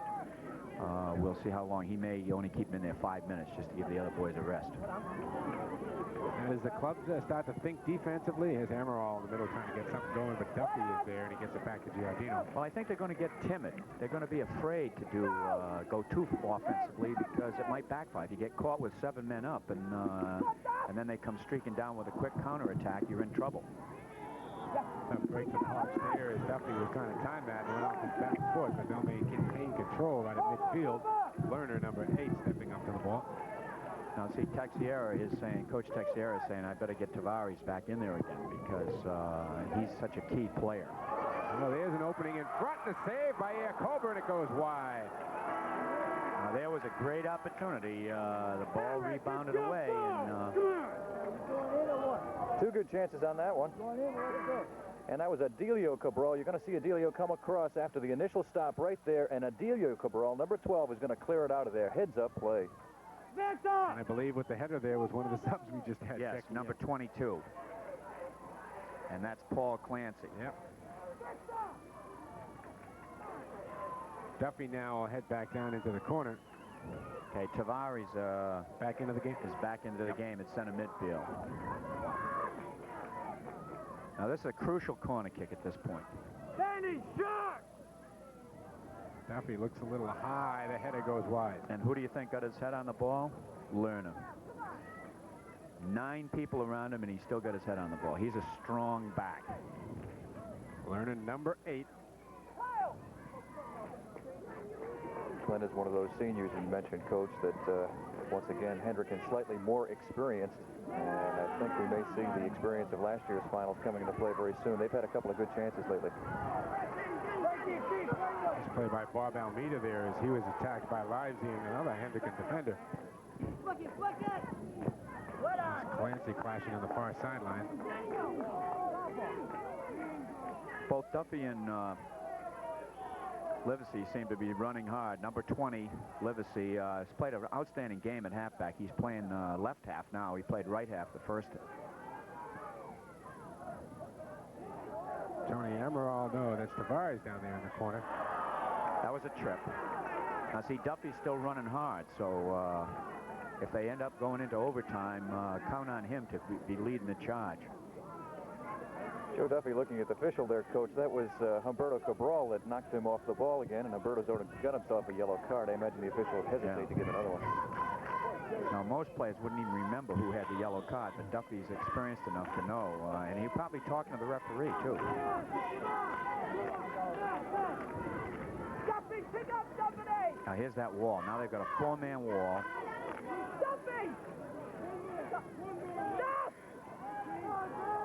appears to be Adelio Cabral who's going to take the kick. It is. Went wide to the left and then rebounded and then cleared out. The Colts get control back again. That's Tavares again with the ball. See, he's a key playmaker with the Bristol team. He's got to be in there. During that period of time he was out, Bristol lost their offense. Fred Callisto now down in the corner for the Bristol Colts. 18:30 to play. The clock, of course, running. In front, Duffy. Clancy with the sliding block there. The Colts, and a whistle. Yeah, a little scrambling by the two players, and both of them.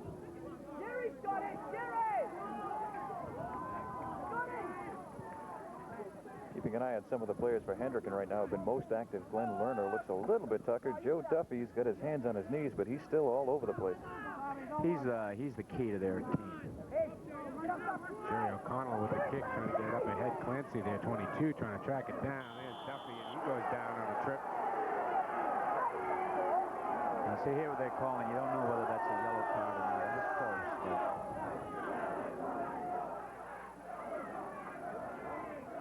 Yeah, ball coming to Duffy. He was pushing it to the corner to go to the corner. He was tripped. Now, here's a free kick. This is like a corner kick. The same idea. They're going to try to, put 5 players over the far side. The only thing is you can be offside on this. All right, Duffy. Trouble. Hook it in there. Yes, indeed. See, I think if they took a few more long shots, I don't think they've really tested the goalie. They had 1 rebound. On this play, Duffy decides to go for the cage. I thought he was going to put it across, but he didn't. And it went high to the far corner, dropped on the top of the goal. Goalie had it covered, though. Yep. Now we've got our 3 starters back in there again. How long he left them in? Approximately 6 minutes. Yep. And they nearly scored while they were in there. Yes, they did. It was one of the subs, Clancy, who almost did score.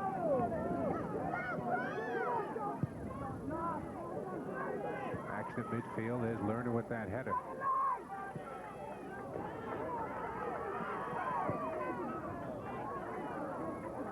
Cannell trying to combine again with Brzezinski, who two of the guys who just came back into the ball game and key people up front for the Hendricken Hawks.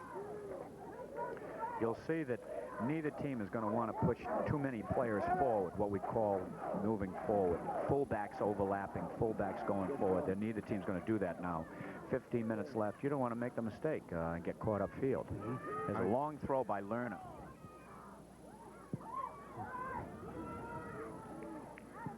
Here's Livesey trying to track it down, and we got a quick whistle. Blue, next time over the end I line. understand we're going to play. It'll be sudden death overtime. time. It's not like college overtime. You play 2 10-minute periods. You could score 3 goals during that time. This is going to be sudden death. And fortunately, the wind is not a factor, so it won't make any difference which way you're going.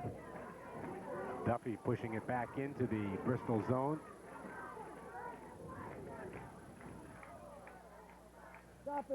Frank Brzezinski trying to track that down in the corner, but unable to do it. We've got a timeout on the field. 15-13 left to play. Still no score. We'll be back.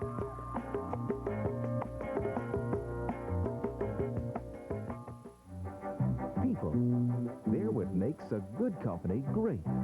At Metropolitan, we believe people to be the most precious of resources. People create progress, instill spirit. People care. That's why you'll see the lights burning late at night at our Warwick headquarters. Take a close look at Metropolitan. You'll see why we're more than just an insurance company. People. It's what we're all about.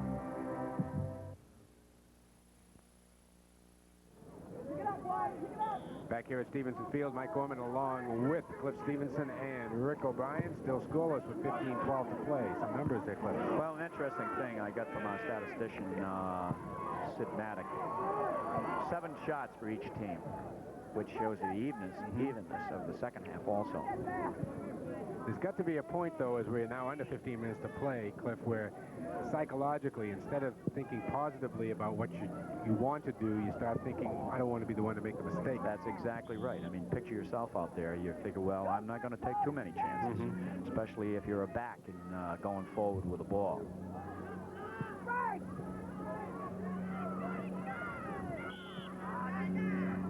Another fact you don't know is whether Bristol, Bristol, they're young. They first time they've been in a game like this, and you don't know what they're thinking. Rick, you followed Bristol pretty closely in the playoffs. How were they in the pressure situations? Very good. They keep their composure. They are very, very well coached.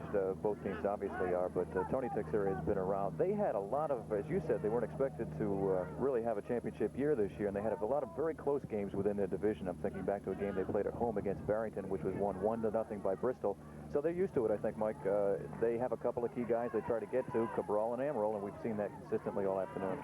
I'm sure the fact, too, Cliff, that they've won 5 state championships, that tradition, you feel like, well, you're the best. Another thing that happens at this point is that your feet don't want to do what your brain says that it should do. And as you get tired, you can lose that little quickness, that little skill. That is well out of bounds. I think it's noteworthy to point out, Cliff, that in the divisional realignment this year, they had 4 divisions, and all 4 division champions made it to the semifinals. East Greenwich last week, who had a great season, and also Cumberland with their star John Lurch. And I guess the alignment went very, very well. We've got probably, as you said at the top of the show, the 2 best teams going at it right now. Yes, and it's excellent soccer for the high school level, and I think we stand well. I saw the New England championships, I saw the Connecticut championships, and I've seen the Massachusetts championship. We're all about even. It's too bad we don't have a New England championship. In the works, though, Cliff, maybe? Well, they had it, and then I think one of the states, maybe Connecticut, didn't know. Loose ball in front, but Giardino able to come up with it. Excuse me, Cliff, but Amaral snuck a pass through there that went through like it had eyes. It appeared that Hendricken had that well defended, and you're going to see what happens here is Tony, clever with the feet, just sneaks it in there, and it gets by. Little bobble. See, the goalie called for it and then bobbled it, but he recovered it. So that's important to be able to react that quickly. So the Hendricken goalie reacted very quickly to get that ball back again. Here's Duffy now trying to work the ball down into the corner. Gets by his man and is tripped up. Now, I don't know whether that was a smart play. See, sometimes they say, well, if a player's breaking in alone like that, you take them down. Now, we don't teach that, but the kids learn that just from the sandlots. I don't know whether that was a smart play. He took him down. Now, there should have been a yellow card. I'm surprised there was. There should have been a yellow card. It was an intentional foul. Yep. We've got a direct kick on this, Coach. What's the lineup in front for Hendricken? Obviously now. Try to the short side. Duffy going right for it. It'd be tough to pick a most valuable player. Well, here we had a free kick with a wall set up of 3 Bristol players. Went to the near corner, went up on top, hit the top bar behind the goal. Livesey with a nice header there. A head to O'Reilly down in the corner. It was Rugalowski trying to chase it down for Hendricken. Now, see, this usually happens. We had a flurry down there. Bristol almost scored. Boom. Now we got Hendricken up there pounding on the gauge. Long throw in, head on. Loose in front, and a goal is scored by Hendricken. Tom Cannell. Tom Cannell right there with 11:02 left to play. Wait a minute. Wait a minute. The officials, no goal. I believe they're waving it off, Cliff, aren't they? Yeah, it may be. A little bumping there in front of the cage just before the ball broke free. The key play was made by number 14 in there. There was one of the... Here it comes. Long throw in. Headed on. It looks like they called him for interfering with the goalie.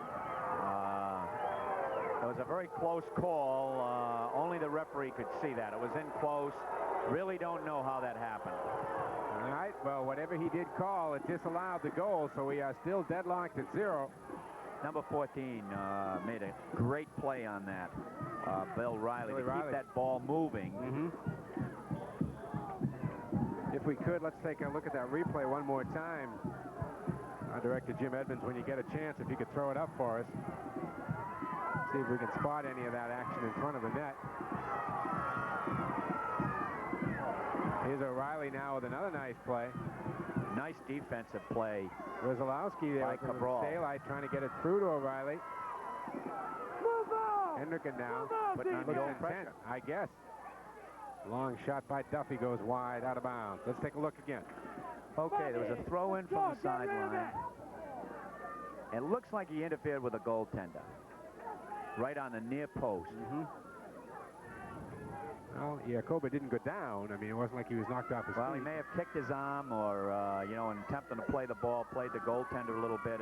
Strictly a referee's call. Cliff Stevenson, the Hendricken players just went from ecstasy to a little bit of frustration in a matter of seconds, but they came right back at him. Yeah.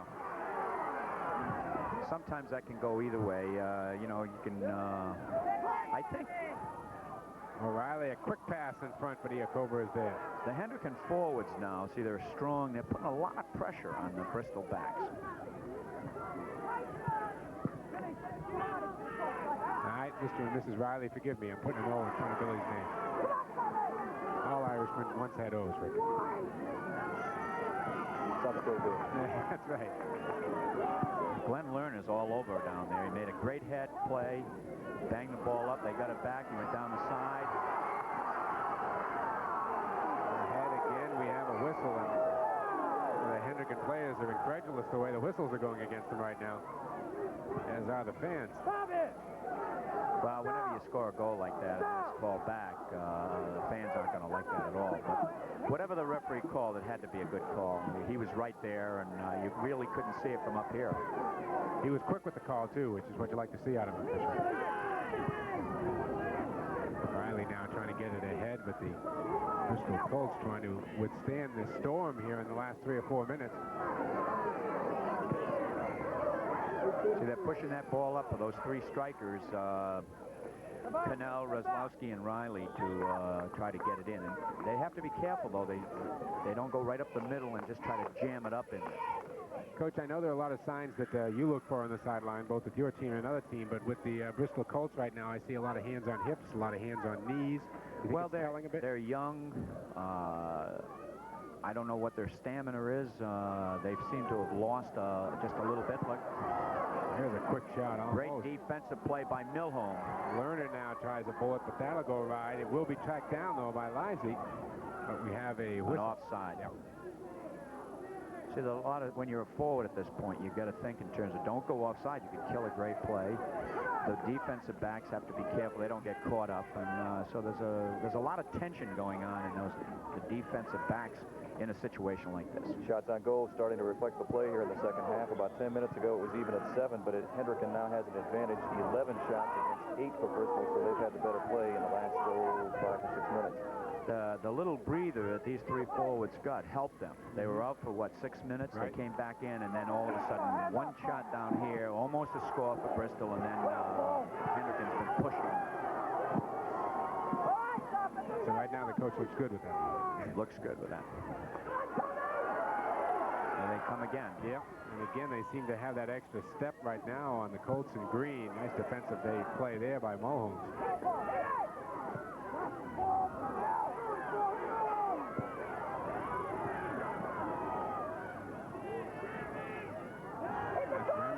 Push it up ahead. Duffy around his man. Duffy still in control. Duffy still in control. Gets it off to Riley. Offside. No goal, offside. You could see that coming. See, remember I said you have to watch yourself. You can cut off a great play. Duffy made a great solo effort.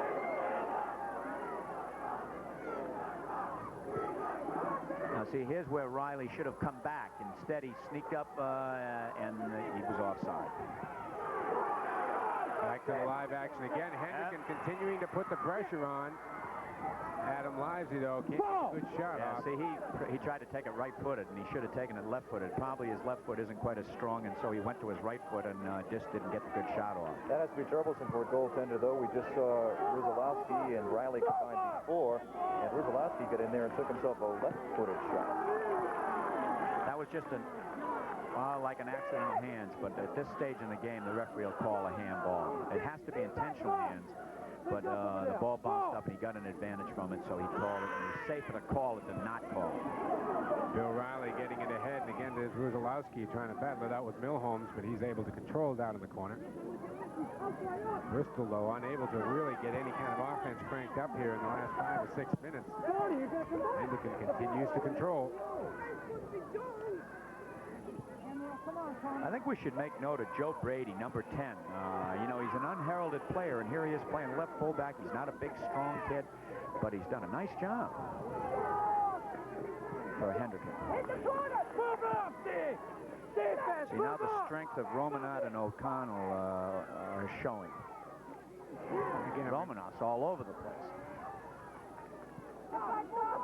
Again, I'm reminded in comparing to other sports, it's almost like a power play we've been watching here for the last 4 or 5 minutes on the part of Hendricken. The Colts, though, just need one break as we are still scoreless. And Amaral trying to get a quick one off. Here's Bristol. Again, they get it back loose, and it's picked off by Giardino.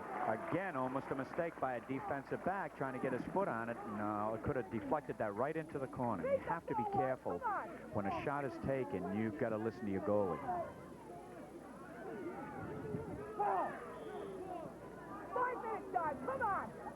Nice little play in there. Shot by the pushed across, set up, shot, deflection.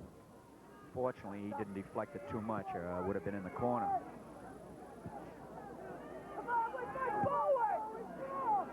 Milholmes trying to head it forward, and then there's a going for the ball, Coach, right? Hendricken hasn't really let Bristol set up their short passing game. Not at all. They've played them tough. They're going right on them. They've played very aggressive, and you'll notice they're right up at midfield. They won't let Bristol get downfield at all. Offside. I see, that's smart play, and especially with 3:31 left. It would appear we are headed for overtime. They will be 10-minute sudden death period should we get there. It is scoreless. 3 minutes and about 15 seconds left to play. We have had a couple of goals, one disallowed because of an offside, another one disallowed because of apparently interference with the goalie. That was Romanoff again. See, he went for the ball, and even though he was going for the ball, it looked like he was the aggressor. The Bristol player stepped in there, and that was what the foul was called for. Again, Hendricken putting the pressure on in the northern end of the field. There's Riley putting it across. Good pass out in front. Lerner tried to come across, but he was just a little late. Perhaps a little early, actually, on that pass. You see, Lerner's got to get all the way back. You take that chance, and it almost worked. Collision on the far side there between Romanat and Tony Amaral, and Romanat has just stayed right with Amaral all day long. Romanat is playing the game of his life right now. He's really been outstanding for the last 20 minutes. Colts trying to get a little bit of offense cracked up here, but Hendricken has managed to keep the pressure on right now. Bristol has a long shot in on Giardino, able to make the save. Has to come up quickly to Livesey. Nice little pass up ahead to Riley. Riley uses the shoulder well. Riley by his man. Bill Riley tries to get it in front to Livesey, but it's defensive ball by Bristol. Who came in to save it? Number 14. Humberto Cabral. And he's a forward. He's back there playing defense right now. Could that be because he's the fresher player at this point in the game? Yes. I would think the Bristol forwards would be very fresh right now because they have not had a lot of action. That's a key corner kick with 1:28 to play. And Lerner again. Lerner the good header. Ooh, just missed inside. That might have been trouble if one of the other Hendricken players had got a head on that. Akabaka, the Bristol goaltender, has done a nice job. He's only a junior, and really his first so-called pressure situation, and he's doing a nice job in there. Here in the second half especially, he's been seeing some pressure. He's directing his defense, talking to his backs to get back in and cover. Under a minute to play here in the second half, and we'll be heading for overtime. Duffy trying to do it himself. He's tripped up at the goal. See, Duffy was heading to the penalty area, Mike, and was hoping he'd get a penalty call, but the referee saw it and just let him go. Good job by the referees.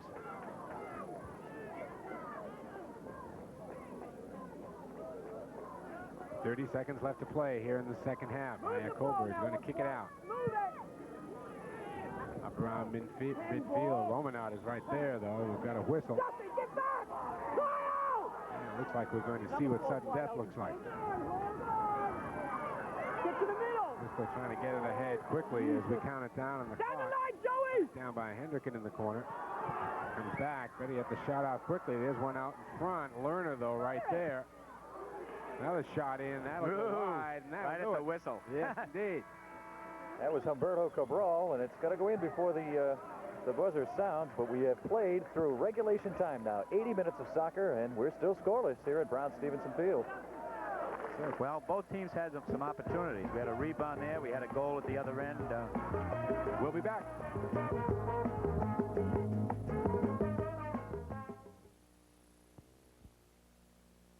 At the Indianapolis 500, safety is of paramount importance. No one knows better than professional race driver Janet Guthrie. She's joined with Metropolitan Insurance to help reduce highway fatalities. Janet applies the rules of safe racing to everyday driving. On the highway, the winners get where they're going safely. It's up to you to make the difference. Your car can be your best friend or your worst enemy. Use common sense when driving.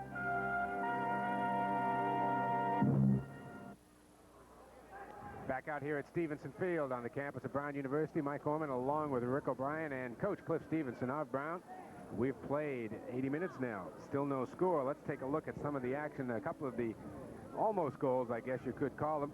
Here's the one that was disallowed because of that interference. See if you can spot it right around the Well, we had a throw in. Left post, isn't it? And then a chip on, and right by the left post, it looks like we had an interference with a goaltender. And then the ball went in, but only the referee could tell that because it was so close in there, unless we had an end zone camera that could focus right on it. But it was an interference with a goaltender. Probably clipped his arm because he had a good chance for it or interfered with him some manner. As you pointed out, though, Cliff, the call was made right away, and it took a little bit of courage. That was the first opportunity to see the ball in the net. The official was right on the spot making the call. And, of course, when the referee made the call, in his mind, the ball hadn't gone in the net. It wasn't as if it was a shot and it gone in and then the foul. The foul occurred. He called it, then the ball went in. So it was a good call. All right, Cliff, we're about to go into the first of what could be two 10-minute sudden death overtimes. First, your thoughts on sudden death. I know it's different in college. You just play a flat overtime period, right? Yeah, well, we've had some playoff games with sudden death, and it's exciting and tension. Because now, do you take any chances? Does Duffy go up and attack the cage? And does Lerner go up there and attack the cage? And then, boom, a counterattack going down the other way. Because the one goal is going to end it all. And again, I'm sure, not to try to put any more pressure on these young men than they already have, but that fear of making the mistake. Because, you know, again, you've said all along, and you've been right on the money with that one, it looks like a break is going to decide this game one way or the other. I think, too, Hendricken had 14 shots that half, and Bristol had 11. Saves 4 and 6. 4 for Hendricken's goalie and 6 for the Bristol goalie. Goal kicks, Bristol had 9. Now, that shows that there's been a lot of pressure on the Bristol backs. Now, so far, they've really held up. But I think Bristol's ground game, their offense, fell down for the most part, and it's probably because they're a little younger, they're a little lighter, they're not as strong physically. And the fact that Romanot came on so strong, and Jerry O'Connell came on so strong the second half shows experience and strength. That substitution paid off. The subs almost scored. They're only in there for 6 minutes. Paul Clancy. And then the 3 big guns came back in again and almost won the ball. Really, that was the time where, as we said, it almost looked like a power play when they came back in. They appeared so fresh. Although a player who, because of the way the game has gone here in the second half, we have not spoken a lot of Tony Emerald. I would think in a sudden death situation, this is where your player with great individual skills can take over for 30 seconds and win the whole game for you. Another factor will be when you're in a situation like this, there's a tendency to hit the long ball, because in order to have a short passing game and bring it up, you got to bring everybody up together, and it makes you vulnerable for a counterattack. So you find the backs stay back and the forwards stay forward, and we try to thump it over that middle area. We just had the coin tossed for the second or the first overtime, and I noticed that the captains looked immediately to Dave Giordino. They won the toss. Hendricken won it, and they looked to him to find out which goal he obviously felt more comfortable in at this point, and he went down to the south end of the field. So Hendricken will defend the south goal in the overtime, and they will attack right to left. Well, just from our vantage point here, it does look a little more chopped up, Cliff, at the northern goal. And it's probably slippery. Remember I told you that when it gets muddy here, because of that clay base in there, it gets a little slippery. All right, we are just about set to go in the 10-minute overtime, the first of two. If we go through 20 more minutes of scoreless action, we will have a shootout, 5-5. The amazing thing is a goal can come, you just don't know when it's going to happen. Here's Rosalowski up there on the side trying to get in front, but unable to convert. The Hendricken Hawks, that is. Now, see, Hendricken thought they were going to get a penalty kick, and actually they were, they called it for offside. Now, see, there was a case, if Lerner had taken a chance, he might have dropped right in where that ball is, but he's going to stay back. Got to play it safe. I know in hockey, Coach, they always say that numbers show that in overtime, it's the first 2 or 3 minutes where most of the goals are scored. Yes. Analogous to soccer here? No, not necessarily. Okay. Because both teams have got to play cautious. Normal overtimes, as I say in college, you play 20 minutes of overtimes, and sometimes you can have the first goal scored against you and then come back and win. Again, Hendricken trying to apply the pressure. Riley gets it through, but a sliding save by Iacoba. In a situation like that, see, the goalie has to have good hands. If the goalie drops the ball or fumbles it or is shaky, you got problems. And both goalies have done a nice job. We had one bumble down there by Giordino, but he got on it right away. 8:32 left to play here in our first sudden death overtime. Now, see, there's a sign that Bristol is starting to get tired. They're kicking the ball in the air. You know, the action has very definitely been in the northern end here for about the last 20-25 minutes. Got a foul called on the far side. That was Kyle Romanov for Hendricken. No? What did they call? Well, I'm sure. I see the referee didn't point either way. Sometimes the referees have a tendency to get caught up in the game and they forget to give their signals. Little collision here, but I believe it looked as though the official pointed the other way. No, I guess Hendricken is going to regain possession. I think at this point you could toss a coin in terms of who would score. Could go either way very easily. All right, Lerner will push it upfield for Hendricken.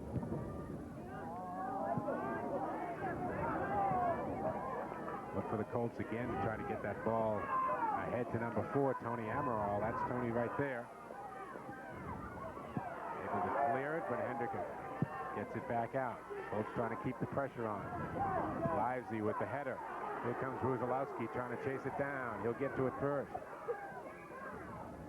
As Livesey trailing him. Not sure if he sees him. Yes, ooh, he does. Nice head. That was a heel pass. That's what we call a heel pass, which nicely done. White. Ball out of bounds, and Hendricken will get it back.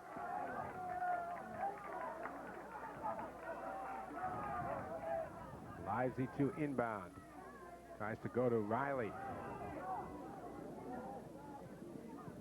Riley there. Oh, almost a nice steal by Riley. Riley really trying to hang tough in there. I think you'll find those 3 Hendricken forwards. They want it. They're seniors. They're not. This is their last game. They're not going to be back. At this stage, they're going to be digging. Colts trying to mount the attack. Pass comes in. Amaral unable to get a foot on it. 6:25 left to play here in OT number 1. If there's a goal, it's over. Action in front. Amaral tries to sneak through. Giordino picks it off. A whistle. And the infraction's going to go against the Colts, who may be a little bit anxious at this point to get some offense going. They've struggled here in the second half. We're going to see this little pressure here by Bristol.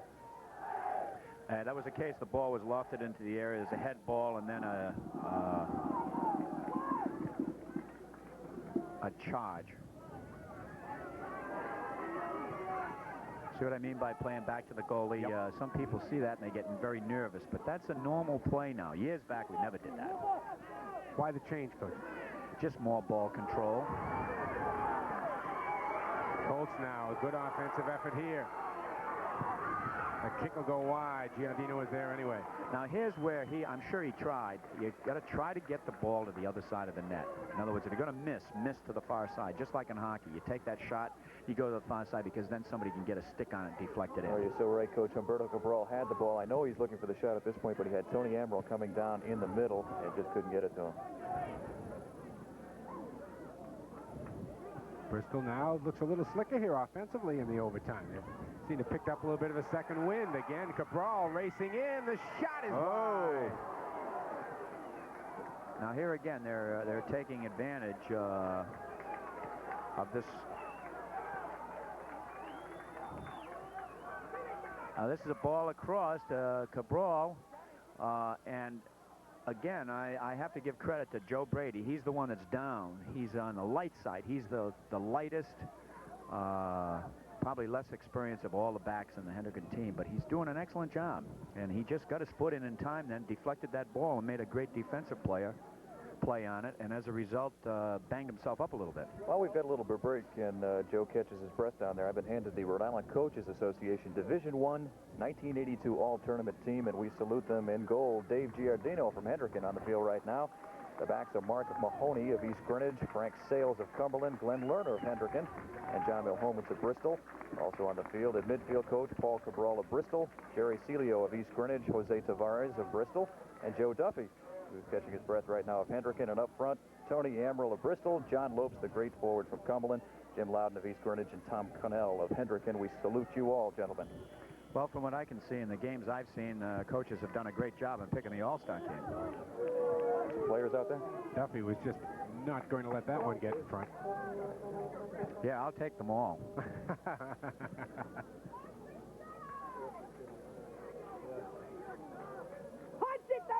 Again, the corner kick now for Bristol. Looped in front. Looked like there was an obstruction or bothering the goalie on that play. How'd you like to be a goalie right now, Mike? In there with a ball coming in, thinking you could be the GOAT. You know, one rebound. Well, I'm sure no matter what happens, one of them is going to feel that way. It may not be his fault, but he's going to be the one who has to turn around and see that ball in the net before we're through. And then if we get to penalty kicks, God, then all the pressure's on the goalie. You betcha. We have 3:45 left to play here in overtime number 1. 10 minutes, sudden death. The Colts really have come back strong in this overtime to control pretty much of the offense. Nice play there by Hendricken, though, but... See, they shouldn't kick that ball just like that. They should just bring it up and settle it a little bit, but they get anxious. And they want to, boom, they want to hit that ball up there. And he should have dribbled that ball a little bit and made a nice pass. Cliff Stevenson, have you picked up any tactical changes that is allowing Bristol to carry the action here? No, I think what happened was that Bristol Hendricken put on a real push there, and then they're kind of catching their breath a little bit, and they went back on defense and just kind of seemed to be in front, Duffy. Oh, and Riley is just offside. It was offside. All right. Usually the referee is happy that the ball missed the cage because if it goes in a situation like that. All right, now watch this one. We've got some pressure here by Hendricken. Yeah, that was offside. And again, Coach, the call was made right away. Back to the live action. Bill Riley with that long kick, but we had a whistle, so the Colts will get it back with 2.5 to play. One thing you find in soccer now here today, there's been a lot of excitement. The fans have been treated to a great game, and yet there are no goals scored. It would be nice if there were more goals scored in soccer. I think the American fan likes to see it, but as you learn the game, you get to appreciate other things other than just the goals scored. And this has been an even game. Riley unable to get the head on that one, but the Hawks are going to get the ball in the offensive zone. Livesey will inbound. 2 minutes and 5 seconds left to play here in the overtime. Now here on a throw, Lerner now will throw it in. He's got a long throw. He's going to try to throw that ball. See, he tried to cheat up a little bit. Referee said, hey, get back here. Make that Glenn Lerner. Excuse me there, Glenn.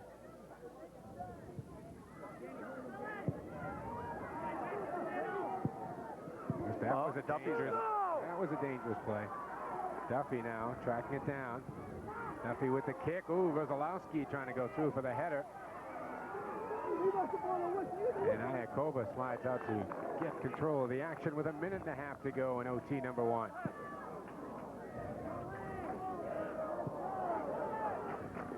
Romanov trying to get it up in front, but the Colts get it back. Play at midfield. Up ahead on the offense, and it comes back into Giardino.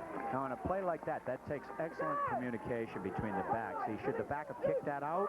No, he didn't. He listened to his goalie, and he played it right to the goalie, because if he kicked it out, he would have given the other team a throw-in from the sideline or an end-line ball. Colts controlling with about 50 seconds left now. Looks like we might be headed for overtime number 2. If we get through that one, we'll have the shootout. Ahead to Amaral. Tony Amaral looking to put something together here in the final 40 seconds. Ahead with a nice defensive play there as Hendricken was ready. Romanov knocked down. Yeah, that was number 14, Cabral. Just in his anxiety, ran right into number 1, Kyle Romanov. I think they're going to have a tough time picking the most valuable player. I think there are about 4 on each team. They don't want us to pick it. Up ahead, Bristol able to clear it out with 13 seconds left now. White throw. Out of bounds, Lively quickly trying to get it in to see if they can get one more play off. Duffy with the header. Now, I want you to notice something, Mike. Cabral, number 14, is normally a left wing. You see where he's playing? He's playing right wing because of number 17 is a sub in here for Hendricken. So they're going to try to come down this side. They can't go down Lerner's side. They can't go up the middle with those 2 strong backs. They're going to come down this right wing on left fullback. And he's doing a pretty good job. We have completed overtime number 1. We have played 90 minutes of soccer here. We still have no score. Hendricken 0, Bristol 0. We'll be back.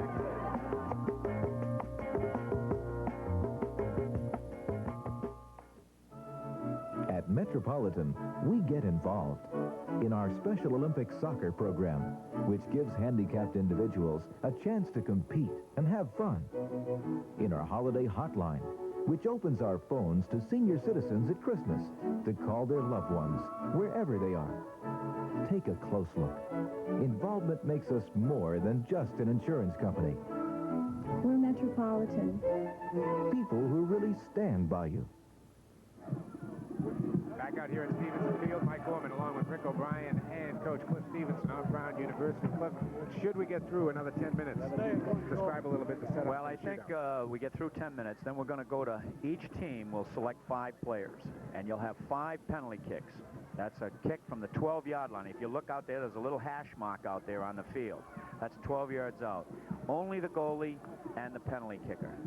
The referee will then blow his whistle, and we'll alternate. Now, they'll flip a coin. Do you take the first kick or do you take the second? I might take the first, because if you can get the first one in, you're up 1-0. Sure. Do you put your best man out there first, or do you put him I don't know. I mean, we had this. We beat Connecticut with this. I put my best man third. But and it was interesting because Robalski at that point thought he was a great penalty kicker.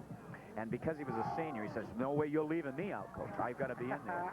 And we never got to the 4th penalty kicker because we beat Connecticut 3-1 on those penalty kicks. Some quick numbers in the first overtime. Dead even. Bristol with 2 shots, and we also had Hendricken with 2 saves, 1 apiece. And, Coach, here we go into the second overtime. And, of course, they've had to switch now. Maybe the Hendricken tactic of electing the south goal in the first overtime might have backfired a little bit. He's got to be back up there defending the north goal, which obviously is a little bit and it could be a factor. I think anything could decide the game. It could be a bobble by the goalie. It could be, if Duffy gets the ball, he's going to head for the penalty area, and you know he's going to look to get tripped, and he's going to go down. It could be a penalty kick.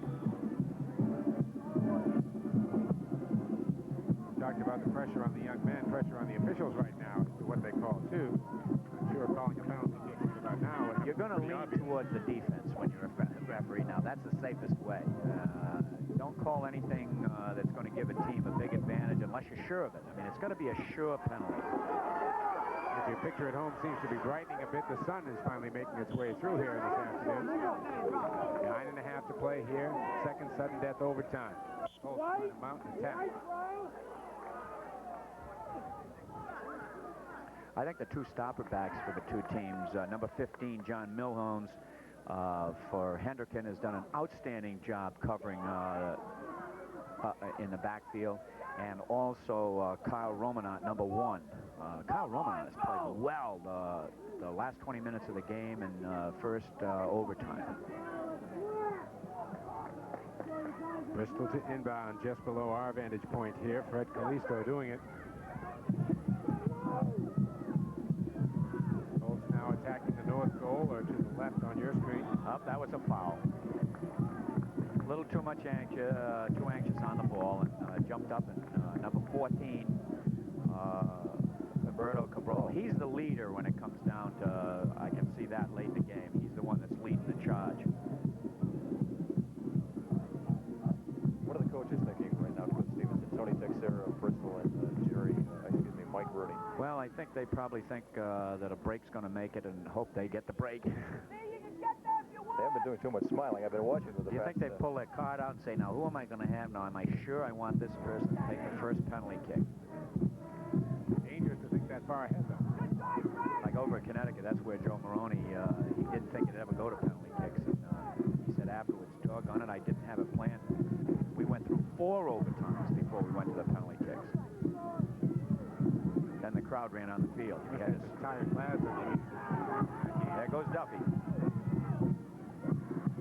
Duffy trying to track that one down in the corner, but he can't get to it in time. He just does not give up. You're right. Most valuable player would be very difficult. Oh, he's down. To select. Joe Duffy is not getting up. He can get a shot. There we go on the far sidelines. I think he got a cramp in his leg, but my guess is he'll be back. Can't blame any one of these young men for picking up a cramp after the running they've been doing. 80 minutes of regulation time. We have already played 10 minutes of one overtime and 2 minutes and 22 seconds of another. Hendricken coach Mickey Rooney is going to go over and check on his player, a key player this afternoon, Joe Duffy for the Hawks, who has just been everywhere on the field. In the first overtime, Bristol, after Hendricken had quite a flurry in the second half, controlling play most of the time, Bristol came back and controlled most of the action, even though the shots and the saves were even. Duffy is down, we're told, with a hamstring problem right now. Could only be a cramp. He's just getting to his feet. And I'm sure that Mickey Rooney, Hendricken coach, wants his great player back in there. Well, remember I mentioned at the very beginning of the game, Duffy's expected to do so much with a Hendricken team. And the same way, when you lose your center midfielder, you've lost a lot. I mean, it's the heart of your team. It's the center man in the field. He has to go back on defense. He has to distribute the ball. And if you lose it, like Bristol lost Tavares, number 8, for a while, and it really hurt him. Let's take a look at Joe Duffy as he went down and see if we can pick up exactly what did happen, trying to track that one down in the corner. He is jogging off the field now, and it doesn't look like it's... The early report was a hamstring. I'm not sure he'd be moving that well if it was, so hopefully we'll see Joe back in there again. Played himself a whale of a game. All right, back to the live action. We had 7.5 to play here in the OT as Hendricken tries to mount an attack here, but the Hawks seem well positioned defensively. Kind of a weak header there. Now Milhomes manages to throw it away. He has a cramp in his gastrocnemius. I thought that might have been it, Cliff, but I didn't really go on the limb. Now, what they do for that is he'll try to put some hot stuff on it, loosen it up, get the blood circulating through it, and hopefully, you see, when you get a cramp in that calf muscle, you got problems. You can't run. Romanot there with the header out of bounds, so the Colts will keep control as they try to mount the offense. They get it into Cabral, to Emerald rather, but Romanot is right beside him as he has been all day long.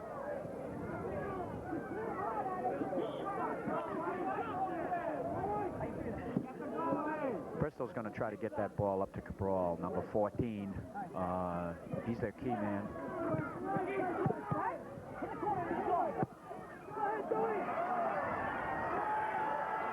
Now ahead, the Hendricken attack. It's a corner kick. Good defensive play, good offensive hustle. Yep, Fred Callisto right there in the defense. See, that takes a lot of tack in there, and you have to be very careful. Here comes Duffy back again. I'm sure he'll be back out because he's going to kicks in a time like this. A very, very little Bengay and massage, and he's back. He's tough.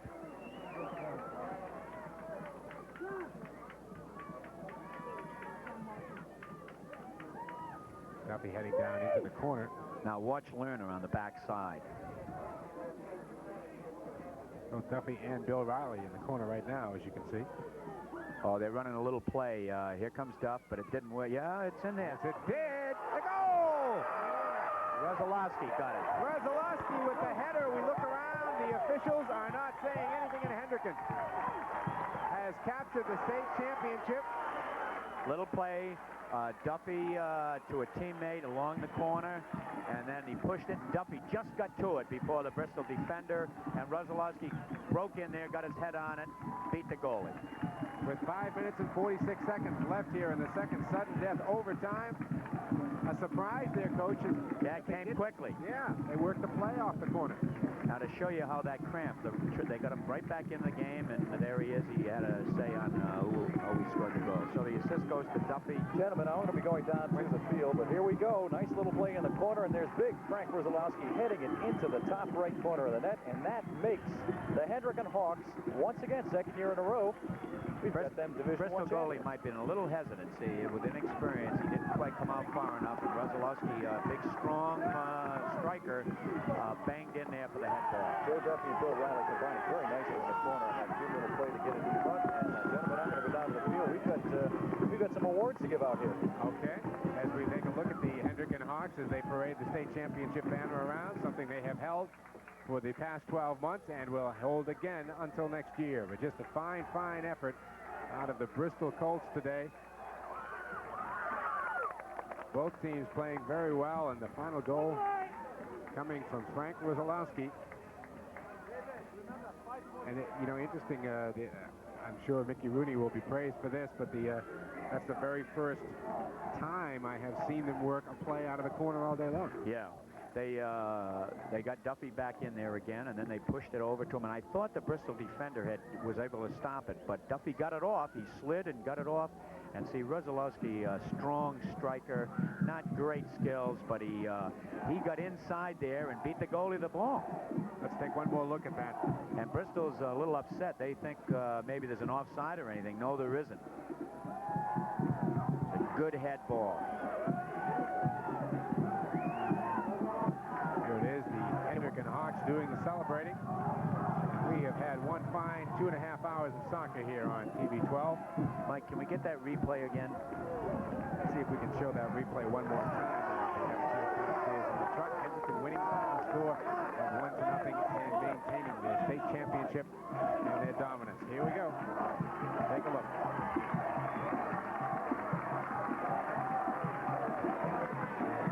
Yeah, the play was an argument, was argued by the Bristol team whether there was an offside or not. It was close, but I don't think he was offside. I don't think the referees made a mistake on the play.